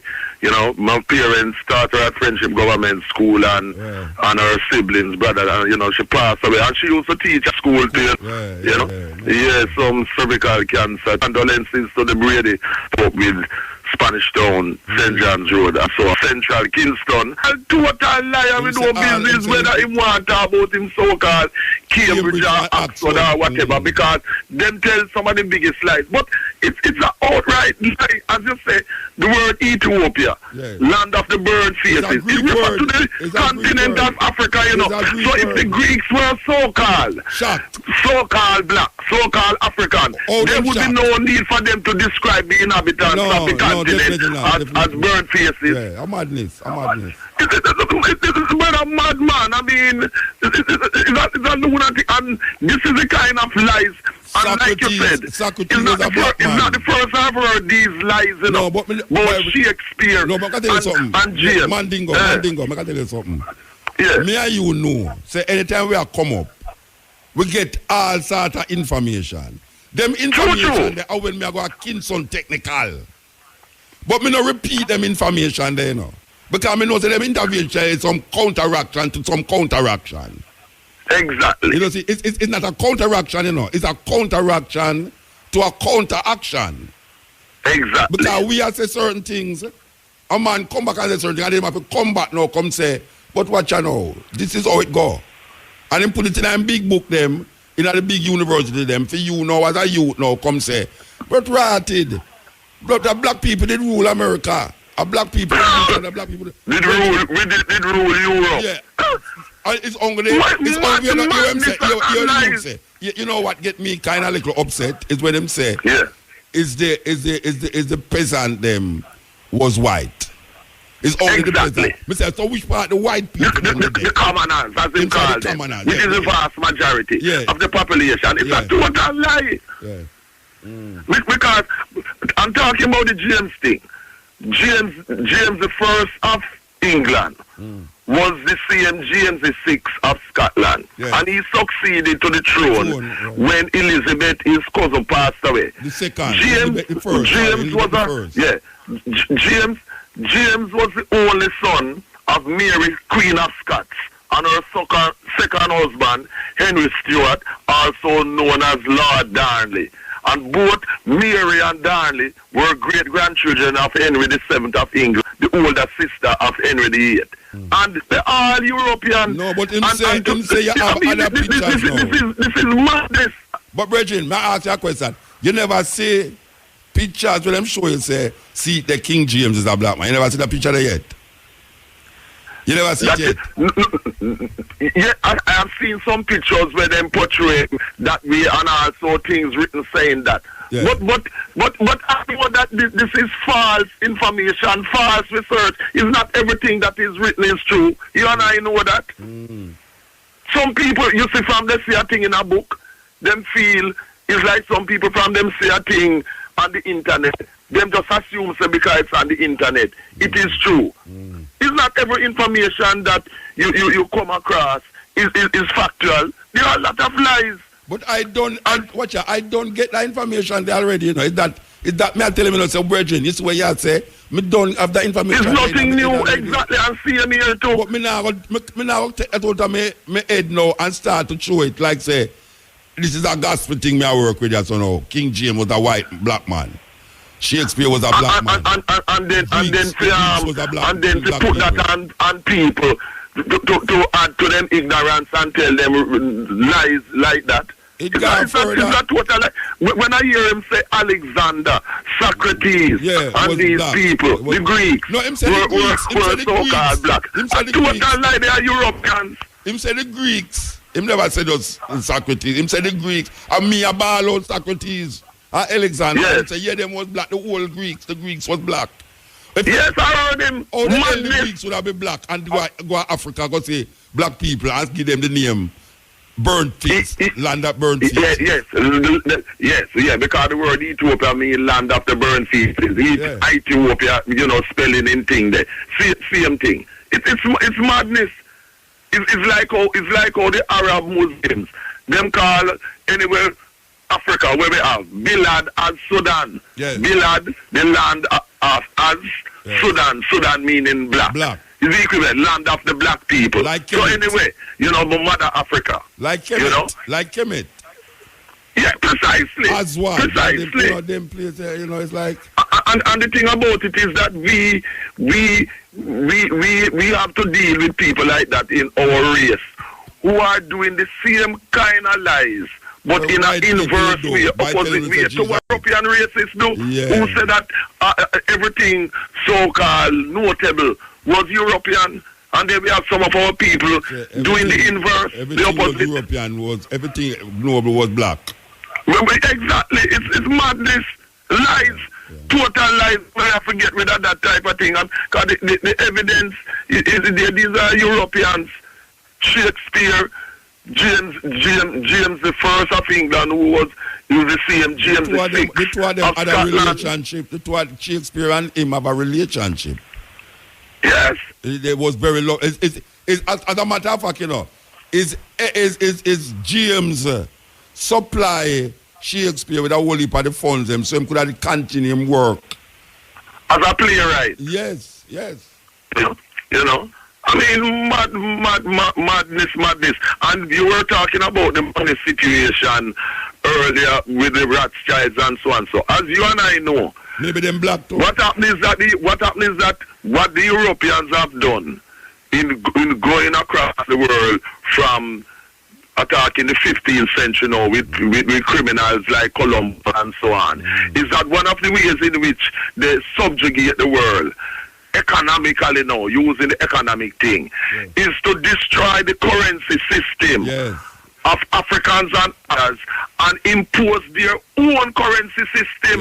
And this is why anyone who comes to get rid of their currency system that they use to help to control the thing, they destroy them or move against them. Because that was the reason why, for example, they moved against Saddam, you know, when Saddam said that he was no longer going to sell oil in the US dollars, which was the number one currency that the Americans extract to replace the pound after the so-called Second World War.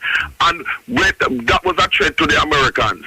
Because Saddam was gonna deal with it in euros, and the Americans never wanted it. And then later on, now when Gaddafi, the Arab Muslim, come with the dinar to use gold as the thing. Because remember, you know, it's counterfeit thing going on because about 1971, thereabouts, when the Americans no longer had any gold to back their currency, by decree, by fiat, that criminal Richard Nixon just started to print money. So ever since from 1971, they've been printing money, doing counterfeiting. But if me and you and anyone else print money, we go to prison. Of course. So the whole thing has been based upon counterfeiting from Richard Nixon. The more money them print is the more your money the value, you know. Precisely, and this is why the only way, you notice all of the so-called finance ministers of Jamaica, whether them are PNP or GLP, they have never explained to our people in Jamaica how this whole system of foreign exchange, where them talking about our currency, weak and that, how this came out. Because them is part and party to the whole con and deception. Remember when them changed in 1969 from the pound to the Jamaican dollar, 1969, that time you and I going to Kingston Technical, the exchange rate was 2 Jamaican dollars to 1 English pound, you know. And it's almost 200 to 1 now. It's a whole con.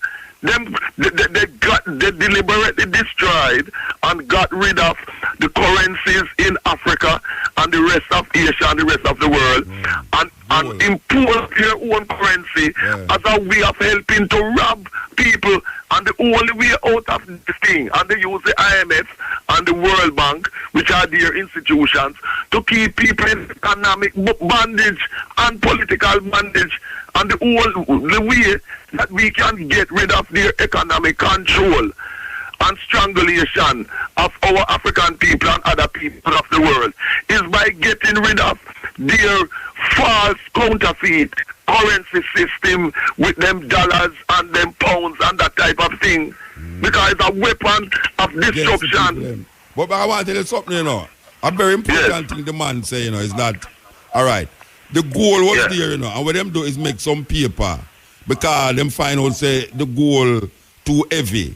So they make the paper now for convenience. For make the goal value the same thing. But what happen now is that the people them who have the paper never did that trade it for the gold really. So them start to print more paper than the gold where them have. Which now make the thing look now like say boy right now is like if you have 10 pound, them make 20 pound, but them have value at 10 gold. 10 pound worth of gold, and they make 20 pound worth of paper money. Which now the other 10 pound no have no value, you know. But they make it have value now by now putting it in the bank. And they now trade half of something where do have no value. The other 10 pound do have no value, you know. It's only the 10 pound will link with the gold of the value, you know. Exactly. The other 10 that pound is what I'm saying. It's a criminal enterprise. It's fraud. It's fraud. It's racketeering. Of course. It's fraud. And it's just like how people have to deal with this dormant account thing. Because it's an attempt to rob people of their money. And look, you know, a man who not in power now, you know, in the opposition, him just a find out that, you know, this they are going for years to them that thief the people their money, you know. And him no time no in a power now. Me glad same say it still, you know. Me glad same say it, but just to think, say, imagine the Minister of Finance, which in a theme party, was a Minister of Finance, and he never recognized, say, the government, the bank, them did that rob the people them by. We're robbing people that have no right to steal people money because them account is dormant. Yes. The people's money is the people's money. Yeah, suppose you gone a foreign. Suppose you did gone a foreign and you just come back and you left your account over here with precisely $50,000. When you come back, you have $5 in the account because they might take out money for this, take out money for that. And if no money no left in there, them still a charge, you know. So if you put more money in there, because remember now, look at this now. People can be away from Jamaica for years for whatever reason, whether they were in prison or other circumstances and so they use that as a pretext to rob people's money in their Jamaican bank accounts. None of that. No, we must not allow this robbery. The man say it is illegal and I'm going to get lawyers to deal with them. They must repay back the money to the Jamaican people. And exactly. It's the first time I agree with a politician. 100%. 100% I agree with a politician there. 100%. I never agree with a politician yet. Believe you Totally. Me. But anyway. So yes, man. We are going to England. We are going to England. You have to tell me we are going to England before you hang up. You know? Yes. Well. What is the election campaign that is coming up is of serious significance to African people in Britain because Jeremy Corbyn in his manifesto launched in Bradford there to rouse in acclaim by the people there shows plainly why the Tories are afraid of him as head of the Labour Party coming to power, because his economic policies and political manifesto is designed in the favor of the 95% of the population, because he has come out plainly and said that there must be a redistribution of the wealth of the country to deal with the justice, economic and other forms of justice for the majority, 95%, and the situation whereby you have 5% of the population living off like parasites, the 95%, which is the same situation when you talk about those Bill Gates and other people, Microsoft, the money that they have. How could they have so much money except at the expense of exploiting the vast majority of the people? Because remember, there can be no wealth accumulated without the work of the people who are the workers, the vast majority. You make workers do work in any country and you see if any wealth is produced. When I'm talking about it is a few so-called rich people who have wealth and make things progress, it's a total lie. Who produces wealth is the vast majority of the people who are the workers in any society and every society. Without the workers, there is no wealth.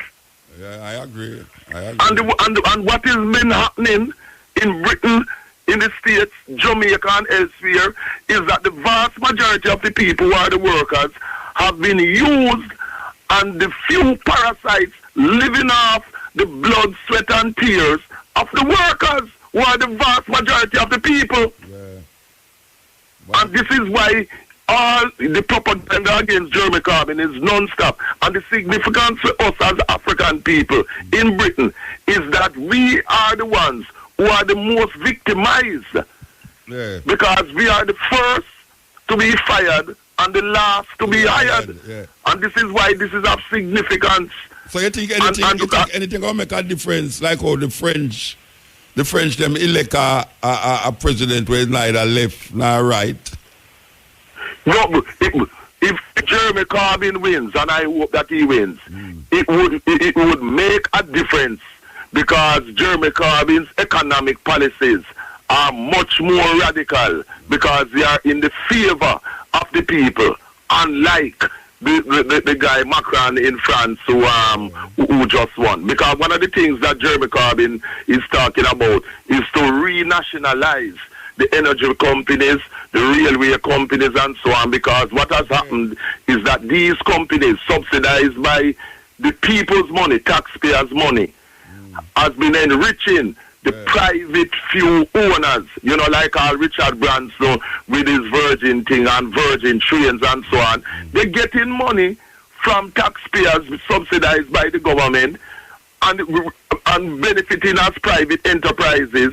And what Jeremy Corbyn is truthfully saying is that this must be, these industries, rail systems and gas companies, electricity and so on, must be nationalized. Meaning owned and operated in the interest of the people and not in the interest of the few parasites who are sucking out so the lifeblood of the vast majority of the people. More kind of on the left side, like, not directly left. Yeah, absolutely. Okay. Absolutely. We have to move though. Absolutely. We have to move. Yes. We have to move. Blessed.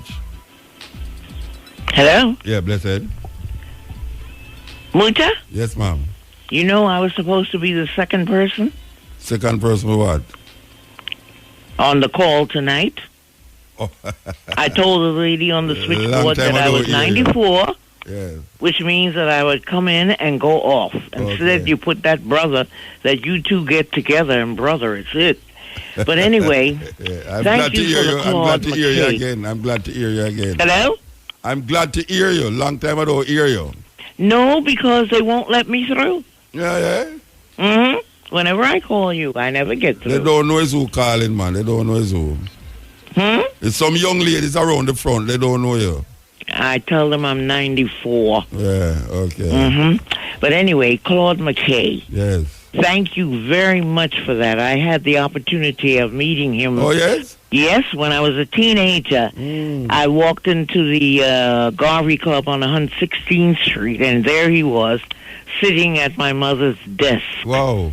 And she introduced him to me, and I was just thrilled silly because I loved his poem, If We Must Die. Yes. It's very famous and thank you for that. David Rockefeller died last week.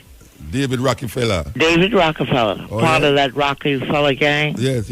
And I thought to myself, I wonder how many black people know that David came into Harlem and bought up a whole block from 125th and 26th to Lenox Avenue and 7th Avenue and removed all the black community bookstores and put up the SOB building, State Office building, which I call Son of a Bitch building, because David did that. Well, so he died last week. This was before Clinton moved into Harlem or after? Oh, yeah. It was before? Yeah, because I think I was in my 30s or 40s then. Okay. Oh, that's from them time. Okay. In fact, the State Office building was quite beautiful by the time they came in. Beautiful building. Yeah. And as for King James, John Clark, Professor John Clark, and Joe Cannon, brother Joe Cannon, they said that King James was called crazy because he married a black woman. Now, one of his women. Who's that? No, I said that. You remember that? One of his women One of his wives. Yeah. Okay, well, she was a black woman, and that's why they called him crazy. Because he married a black woman. Yeah, she was a black woman. Okay. He was white, but she was a black woman. But, yeah, the guy saying he was white and. Yeah, well, he has his opinion. Yeah. And it's nice to be gracious to us crazy people. By marrying one of us. Yes. Yeah. And then in Revelations 1:14, you find a black Jesus. Yes. So you know about that group. Woolly hair and yes, and dark feet. Bronze of skin. And then if you have a Quran, read Surah or chapter Cave, and you'll find who is what. Yes. Okay? Yeah, okay. Now I'm gone, but my phone bill is going to be big, and I'm going to send it to you. Okay, beautiful. We will absorb it. Listen, you were on the stage when they installed me as Queen Mother, right? Yes. Well, would you let me know tomorrow about that thing on Friday, 3 p.m. at UE? Yes, they're unveiling a Marcus Garvey statue. Yeah, I'm thrilled. Yeah, I'm thrilled too. But as Queen Mother, nobody will invite me, see? Oh, yeah? No. I must talk to Dr. Barnett about that. Wonderful. He's come to my Kwanzaa, so he knows me. Yeah, he might be listening to, He might be listening. Okay. Yeah, so I'd like to be there. Yes, okay, I'll tell him. Okay, darling. Okay, give time. Good night. Yes, good night. Yeah, that was Sister Samad, 90-year-old. Always listening to the cutting edge, right up to the end. Because you should talk about the Claude McKay. The Claude McKay thing was played at something to 11. And now it's something to 2. And she's still there with me. How can we resist that? I tell you, cutting edge. King James woman, them was black. She made reference to Ben Buchanan and John Henry Clark, two of the greatest scholars, African scholars, Pan-Africanist scholars you will ever find anywhere on this planet. John Henry Clark and Ben Buchanan, who, for those of you who know, that we brought Ben Buchanan here twice. Twice we brought Ben Buchanan here. In St. Anne here. So, take a note of that. Believe you me. This is the cutting edge on RFM. Yes, El. Motor, yes. So I had this pressing question. The sister from the tambourine gang, the Mutabaruka, right? Who this? This is Chris. I actually just speak to you a little while ago. Chris from Kingston. Okay. Are you talking about the white, this and the white that a while ago? No, man. We call you after him. Oh, after the year. Yeah. Oh, yeah. That's about the girl from the tambourine. Them choke the case. Yeah. So them let her out. So my other thing that I found out, this whole thing, they made a talk to this lady from the DPP. Now, I didn't know that the DPP have the final word on throwing out any case that come into the court. So that to me is the sole reason, well, not the sole reason, but one of the reasons why you don't find that there's so much unfinished case in the court. Because what? It's kind of crazy because no matter about one person cannot be judge, jury, and executioner when them themselves have the authority to do the same thing. So you feel said the DPP was the judge, jury, and executioner? Well, I mean, them are not just in that case, but them have, especially if them say them don't want this here case for going at the court because they want to protect certain high-end officials or whatever the case may be, then that then play a certain role in it. Well, I don't have a clue about that aspect of the thing, Bridget. I can't. Yeah, I was listening to another radio station today, and one of the ladies from that department, she actually said it. Okay. So it coming straight from the horse's mouth, basically. So it gives you certain answers as to why certain cases are not unsolved, or you don't hear nothing about them. It again, yeah. Yeah. Like the first police. Another thing, there's a commercial that played earlier on tonight during the commercial break where them asking they're going to ask the kids the reason why the Chinese are in Jamaica is a new type of colonialism. Yes, yeah. Running African. my thing now is when I like everybody for kind of wake up to one of your old poem them with Christopher Columbus or him come here and smile up in your face and then all of the bad things happen. Yeah. Well, you see, you see, why we now go see it as colonialism? Because it don't come with slavery. You know how we know it. So we have to think outside of the box right now about how colonialism, how the neo-colonialism exists. Are we studying what colonialism was in relationship to Europe, how Europe colonized countries, and don't recognize that now colonialism can come without the textbook version of European understanding. In other words, now, the Chinese don't have to use what the Europeans, or how the Europeans do it, to colonize somewhere and call it colonization. It's just that we now go call it so because it's not Europeans that do it, and how them come. How the Chinese come now, it make it look like it's not colonialism. Yeah, that's how they have to do it for kind of keep us in the loop, because if them they try to do the same thing, maybe it wouldn't work. Yeah, and then now the leaders, our leaders don't understand it. Our leaders don't understand that colonialism, how them study it, because most of them man the way you see in a government now, they most radical up a university, you know. See? And how them see it, how the books them that them study about colonialism and slavery.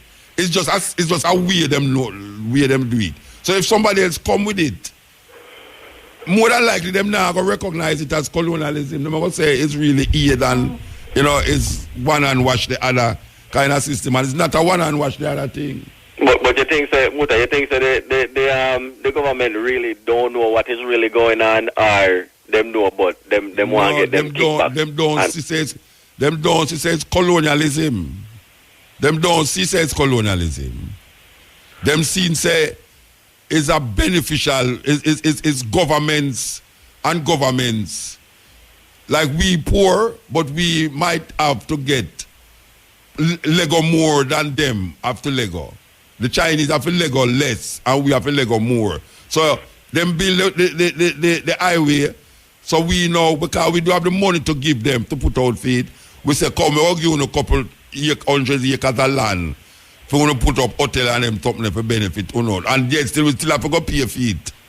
Well, that seems like a abusive relationship to me, because you put yourself in a case of perpetual debt. When you're in a lion mouth, you don't take time to try it out. It's serious. I know how this country can get it out of its hands out of the lion's mouth, so to speak, because it come like say it all the way in the belly, Yeah, we have to have some different kind of leaders who think totally different. Yeah, we have to go completely redo this thing, because from what we understand, it's almost like say them have this agreement where even with the International Monetary Fund, them continue to give money to keep us in debt. Yeah, because we will always be in debt if we continue to hold on upon them. Because we don't have no reserve, we don't have no gold reserve, we don't have no mining reserve, we don't have no oil reserve for really fall back on. So we another man say the primary purpose of collecting taxes from the people is to pay back your debt. Yeah. So when all the road them not fixed and them type of something, there go the reason. You have to pay debt. But well, you don't have to, but by standard, to be a gentle person, you have you pay it. But it's just that now, if you was to start look at it and say, but what you know, hold on there. You know how much things you do to we already, and you still not give you no reparation for all them things there. Maybe we should have just defunct pan debt. They should have just do it, That's why they don't like certain government, Certain government do them things there that they can't do nothing about it. But we're not teeth. Maybe that's one of the reasons if we're getting a completely different type of government who them honor in the lion mouth and say, hear me, we no business we don't know, me different. Me I work for my country, Yeah, we have to deal with where we are dealing with that. So now right now we have to defer payment until we get certain things proper. Because from what we see in the country, you know, the country there's quite a few things that are going good in the country, you know. But if we can capitalize on our own thing and stop taking loans, we can probably build even faster. Virgin, for your borrow, you know, in a serious problem, you know. And if you borrow, you don't say a way out where you can pay it, you have to start create ways for pay it, you know. And sometimes the ways that you create for pay it going to hurt other people. Yeah, but look on that way with all the other day them got dipping at the NHT fund. Yeah. And well, the other one they do it and them never say, you know, it's like them are now do it and them and say them justified for do it. It's a weird thing. It's still dipping light, you know. When them are going to do with it, they have nothing to do with where the NHT funds is supposed to deal with. You understand? But them not justified. Because when the other one they do it, you know, you remember them did a ball out? Say the PNP going at it. Now them going at it now, them are justify why them did have to go in at it. You know, see, but maybe them try to take the NHT fund and build some road. Because you can't build house and you know no good road for drive your car up and for go to your yard. And right now, Jamaica infrastructure, it totally, may I tell you, it's terrible. The problem we may have to is, you know, it's almost like that we don't like fix things. No. We rather just build something new. We wait till it mash up and then we say, till it mash up and then have to build something new. We don't go by who and say prevention is better than cure. We don't do that. Anyway, good thank Bridget. Yeah, man. Yeah. Bridget said the right thing. We don't like fix things. You know, we want to wait till it mash up and then we say, we want a new thing.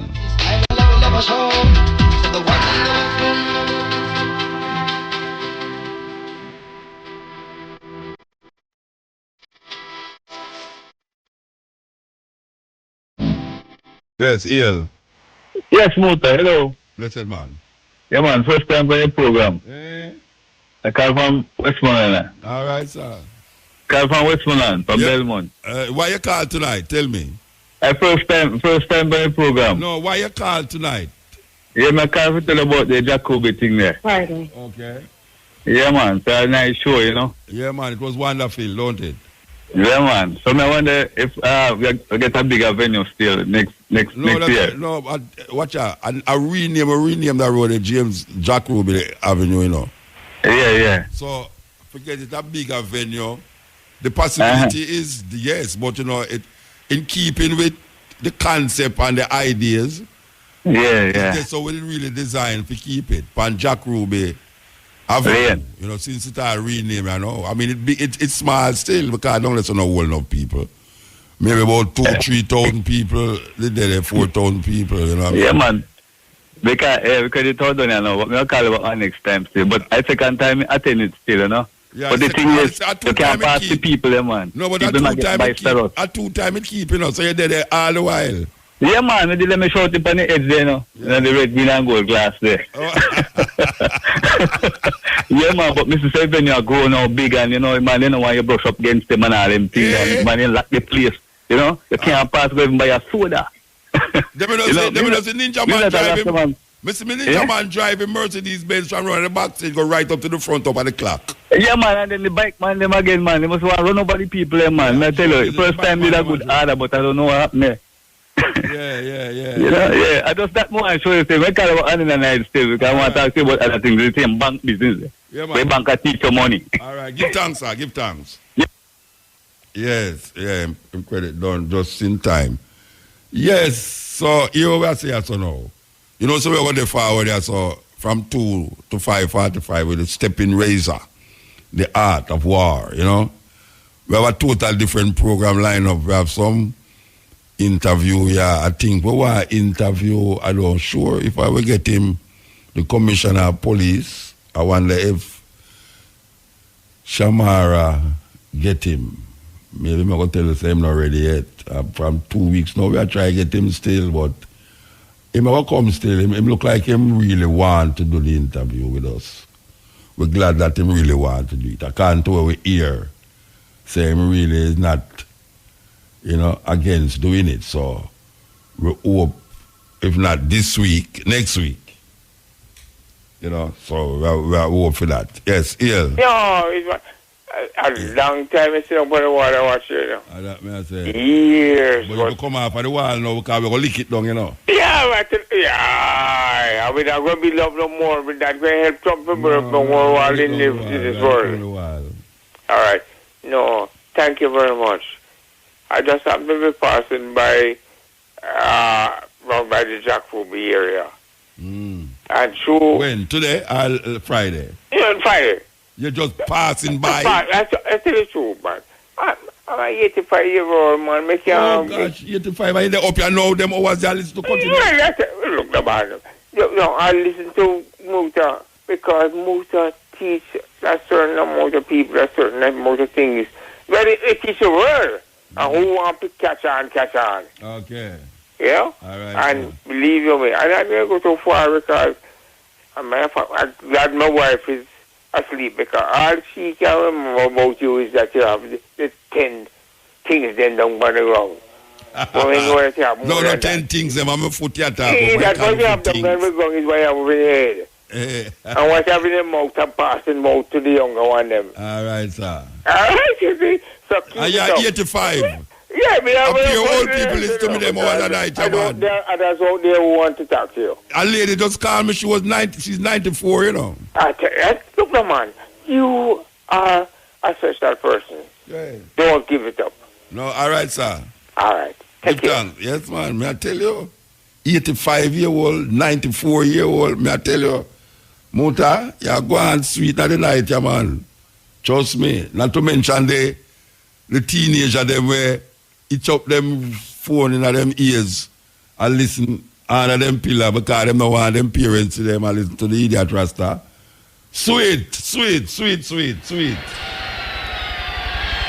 Cutting edge. Him credit down. Eel.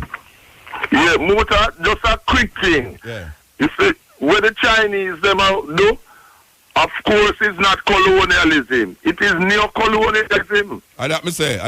Me kind of realize that's a colonialism. It's neo-colonialism. Yes, neo-colonialism. And our African people for know how that operate. When them use economics. Well, that's what I say. And propaganda. What them for do is read Marcus Garvey's Kwame Nkrumah, who was inspired most by Marcus Garvey, his book Neo-colonialism. Yes. Because that is the process. Yeah, man. Kwame Nkrumah's book Neo-colonialism. He said Marcus Garvey's philosophy and opinions inspired him the most. Shows how the Chinese, like the Europeans and so, using economics and that type of thing to colonize us. That kind of neo-colonialism. Which we, not to be downhearted, what we have to do is fight intelligently and wisely as Africans to prevent this. Bawling and crying don't help. No. We have to fight. All right, sir. Give thanks. Give thanks. Bless. Panic, yes, Eel. Eel Mutabaruka. Blessed man, cutting edge. When I'm there, listen from Claude McKay, come on. Yeah. But the brother, me think, I mean, I grieve, you know, and I say, why? And then man, they sell back the race, make some people give up on, black people give up on, mad, you know, brother. Oh, you mean the brother with everybody white? Yeah. I mean black? All right. The nobles? Muta, every man must realize. The art of reading is to analyze, don't it? Yeah. When you read a book, you're supposed to have, try to learn to analyze what is factual from what is fiction. What is fiction from non-fiction, don't it? Yeah. If you ever read a book where you grow up in a society where you know your race and know, you learn a basic school about history. Even though we learn history after slavery then. And you come now of age and you ever read something from university where I divulge your thoughts away. That means that is in a you long time. I think there's a need in a certain people right now for right now feel that the greatness of Europe or European nobility could not be what it was if you never have black people that govern it. So there's a sense of wanting to be a part of that in your mind. So when white people write that, it's almost like there's a need for really associate with that kind of information. You know, we want to identify with those information that, yes, black people did take part in the nobility of these places, you know, and I don't know what Chinese people is. Because I did ask him too, what was you would call Chinese? Oh, well, those are the things you ask him. It's almost like he must say them black. When you ask him about Socrates and them, and them was black. Him say them black. So that means that him, I was breadfoot and him and white, then but I'm white all the while, him have black skin. Because you can't only read and accept what in you know. In analyzing the real factor reading. I understand. Well, you hear Mama Sima just come clarify something a while ago. Yeah, very me. I listen to She said King James did marry to a black woman. Yeah. But him was white. Yeah. And she talked about her knowledge from two eminent scholars. Black scholars. Yeah. John Henry Clark and Ben Buchanan. Oh, are two greatest so argument done. Argument done. Yeah, man, she concluded everything there. So. Yeah, argument done. So, me ever hear clearly when she said King James is married to the white woman? A black woman.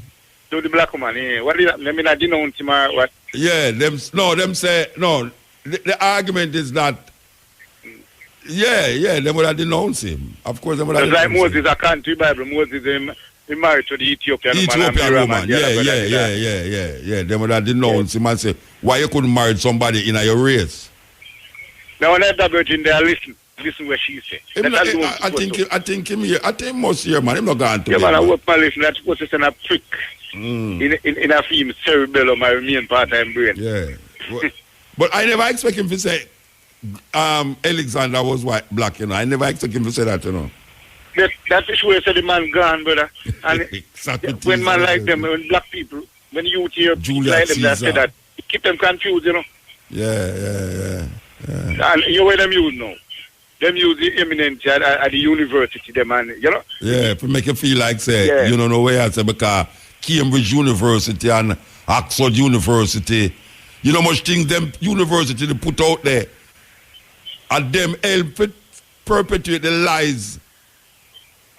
All right. Them university help perpetuate the lies against black people too. All right, now give me a similarity. I was my listen. It's like him growing his father was an honest man and well hardworking.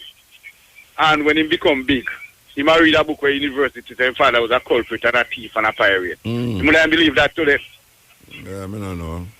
You understand? I want to hear that, man. To show you the influence of university and name have against you. Them brethren, a whole heap of things we're reading at school, man. A whole heap of things me all read still, you know. Me have some book on me yard and me I read them, you know. Me have to discern for myself. Me have to look into it myself, you know. You say, wait, it's like when me I read the Bible. Even the Bible. Me I read the Bible to write it. I have to question certain things tonight, you know. Me can't take it and say, boy, right now, true, a big guys write this and men of God write it. Me can't question it. No, man, not no go so, man. Me question everything. God write it, you have to put the right thing in there. Yes. Because certain things tonight, you can't accept it. There's no way. If he's an intelligent person who really think. Yeah. You can't accept certain things in the book. You can't. If your mind catch funny, if I catch funny bird, man, you analyze and I say, yeah, man, I joke, man. Today, I read the Bible. I read the Bible today, you know, and it part will say, and Jesus Christ look on the men, and the man them ask him, so tell me something, when will we know the end, the world, coming to an end? And him say, watch out, the world now go end until the Son of Man come. And him say, what time will this be? And him say, you are going to know, but you want to know. That statement alone show you say, something wrong, you know, because it's not me, the man, it's not me, Jesus attacked in the Bible, you know. It's the man, them disciples, them him attacked, you know. So even him, Jesus, the thing say, the coming of Jesus would have take place during them man the time. Yeah. So when him say, and you must know that this going to be the sign when the Son of Man appear. The man them who sit down there so believe say it going to happen in a film time, because I know me did that talk. Me never sit down in front of him. Yeah, me understand what you say. Yeah, so when Christian read it today, you know, It sounds like say Jesus never talked to a specific set of people, like him them did attack. Yeah, like how him attack, you know. Him never talked to me. Him never talked to me. Him attacked 2,000 years ago to some people who sit down in front of him, and I asked him questions about when him think it are going to happen, when these things are going to happen, and what are going to take place. And him start to show them, say, this is going to take place, and take heed that when you see these things happen, when him say, take heed in that when you, not me. Me understand what you say. In other words, under the English manner, him did attacking at the present tense, not the future tense. Yes, at the present him attack about. Yeah. But we who I know me love about Muta. Yeah. I want him to try convince you and I tell you about the book them and read and you say, you go to one of them for high school. Ask Mandingo. You see the virgin who called me from England every week, yeah? Mandingo. Me and him just that talk a while ago. Yeah. Me and them man, they used to their school, you know. And the way we into this thing, you know, Rasta, that something where everybody repeat these things. Me don't want to repeat it. And in coming to a strategic point, the kind of King James family, King James 1 to King James 6, Scotland and that. Yeah, and them all of them things they we don't know them things because we study all European history, you know. And all African history we know about, you know. We study European history too. You can't know one thing, you know. You have to know, you have to have an idea. Knowledge means vice versa, you know, that you can pick out. Anyway, we have to move, brethren. Yeah, we have to move. Give thanks, yes. Yeah, man, some things where me read and me I say, but wait. You mean say me can't think? Me not supposed to think about these things. Me supposed to just accept it, so? I mean, really. I mean, when me a like a picnic or toddler, them can't tell me some things. You know, yes, Jesus love me because the Bible tell me so and all these things. But now that me a big man, you know, me reach all my teenager years in a school and me a listen and me a think. And me start to think and me start to say, but why me should I really accept these things as knowledge? Because somebody bigger than like have a doctorate. Them have a doctorate, so through them have a doctorate now, them know more than me. No, me have to discern, me have to have a mind that can look on certain things. And when me figure it out and you come with your thing, me have to reason with you. And where you are say, if where you are say makes sense, me go back and look on it, you know. Me not just tell a man say everything where him say a foolishness, you know. Because me I listen to him and me I listen to what the virgin I say. I realize the virgin now say nothing when me never did read about already. You know, see it. That's the weird part, right, you know. Me read about where I read about already. And me everybody repeat that. Because there's certain things me not going to repeat. Oh, you know Matrix? Matrix coming here and him brethren. You know me always say your brethren. Where the brethren name again? Laffy. Eh? Laffy. What's the name? Laffy. Laffy? Spell Laffy. Laughy. Laffy. Laughy. Are that your real name? Not my real name, but... No, wait there. No, wait. Me ask you what your name is, you say not your real name. Defan your name. The way you talk about not... When a man asks what my name, I say Mutabaruka. You think I know my real name, that? What is this man? I never name my mother give me, you know. I never name me give myself, you know. So is you give yourself Mutabaruka? That's not my name. The other name is my mother's name. So that's my driver's license? I'm a mother name upon the driver's license. I no business with that. When you talk to me, you say, what your name? I say, Mutabaruka. You know, see, just like when I say, my earth day. That's the day when me born. And my birthday is my mother day that. My mother give birth, so it's fair birthday. Yeah. Are you going to get that concept? Me born the 25th of December. That's my earth day. The birthday is my mother day. My mother birthed me. So it's fair birthday that. Me and your earth day close. Eh? Me and your earth day. But you say your name Laffy. Yeah. And me never see you laughing yet. Never see you laughing yet. But I know you always have vexed with Beatrix, so. Look like him no shame ganja with you. Believe you me. Matrix, you're supposed to cheer your ganja in a Bridget. Ganja, you can't go to jail again for the ganja where you walk with, you know. You see, a little piece of ganja you show him, Rasta. We can't go to jail for ganja again, you know. You know, you Peter that say, me nah go to jail for ganja no more. We can't have the ganja in your talking on all the radio. Say Matrix have ganja upon him, so now, and him no want to share to them brethren. But they see on all the TV more. Right? Yes. So why you don't want to share the ganja with your brethren, Rasta? Him stop smoke ganja? Eh? You stop smoke ganja? Why? And your wife can't if you stop smoking, you know. The man just get married and the wife say, look at her. Me accept the ear, you know. I me accept the little beard, you know, but you see the ganja thing, me know that, you know. The wife is say, no, sir. The beard is all right, and the little ear per head is all right, but no, please, don't bring the ganja around me.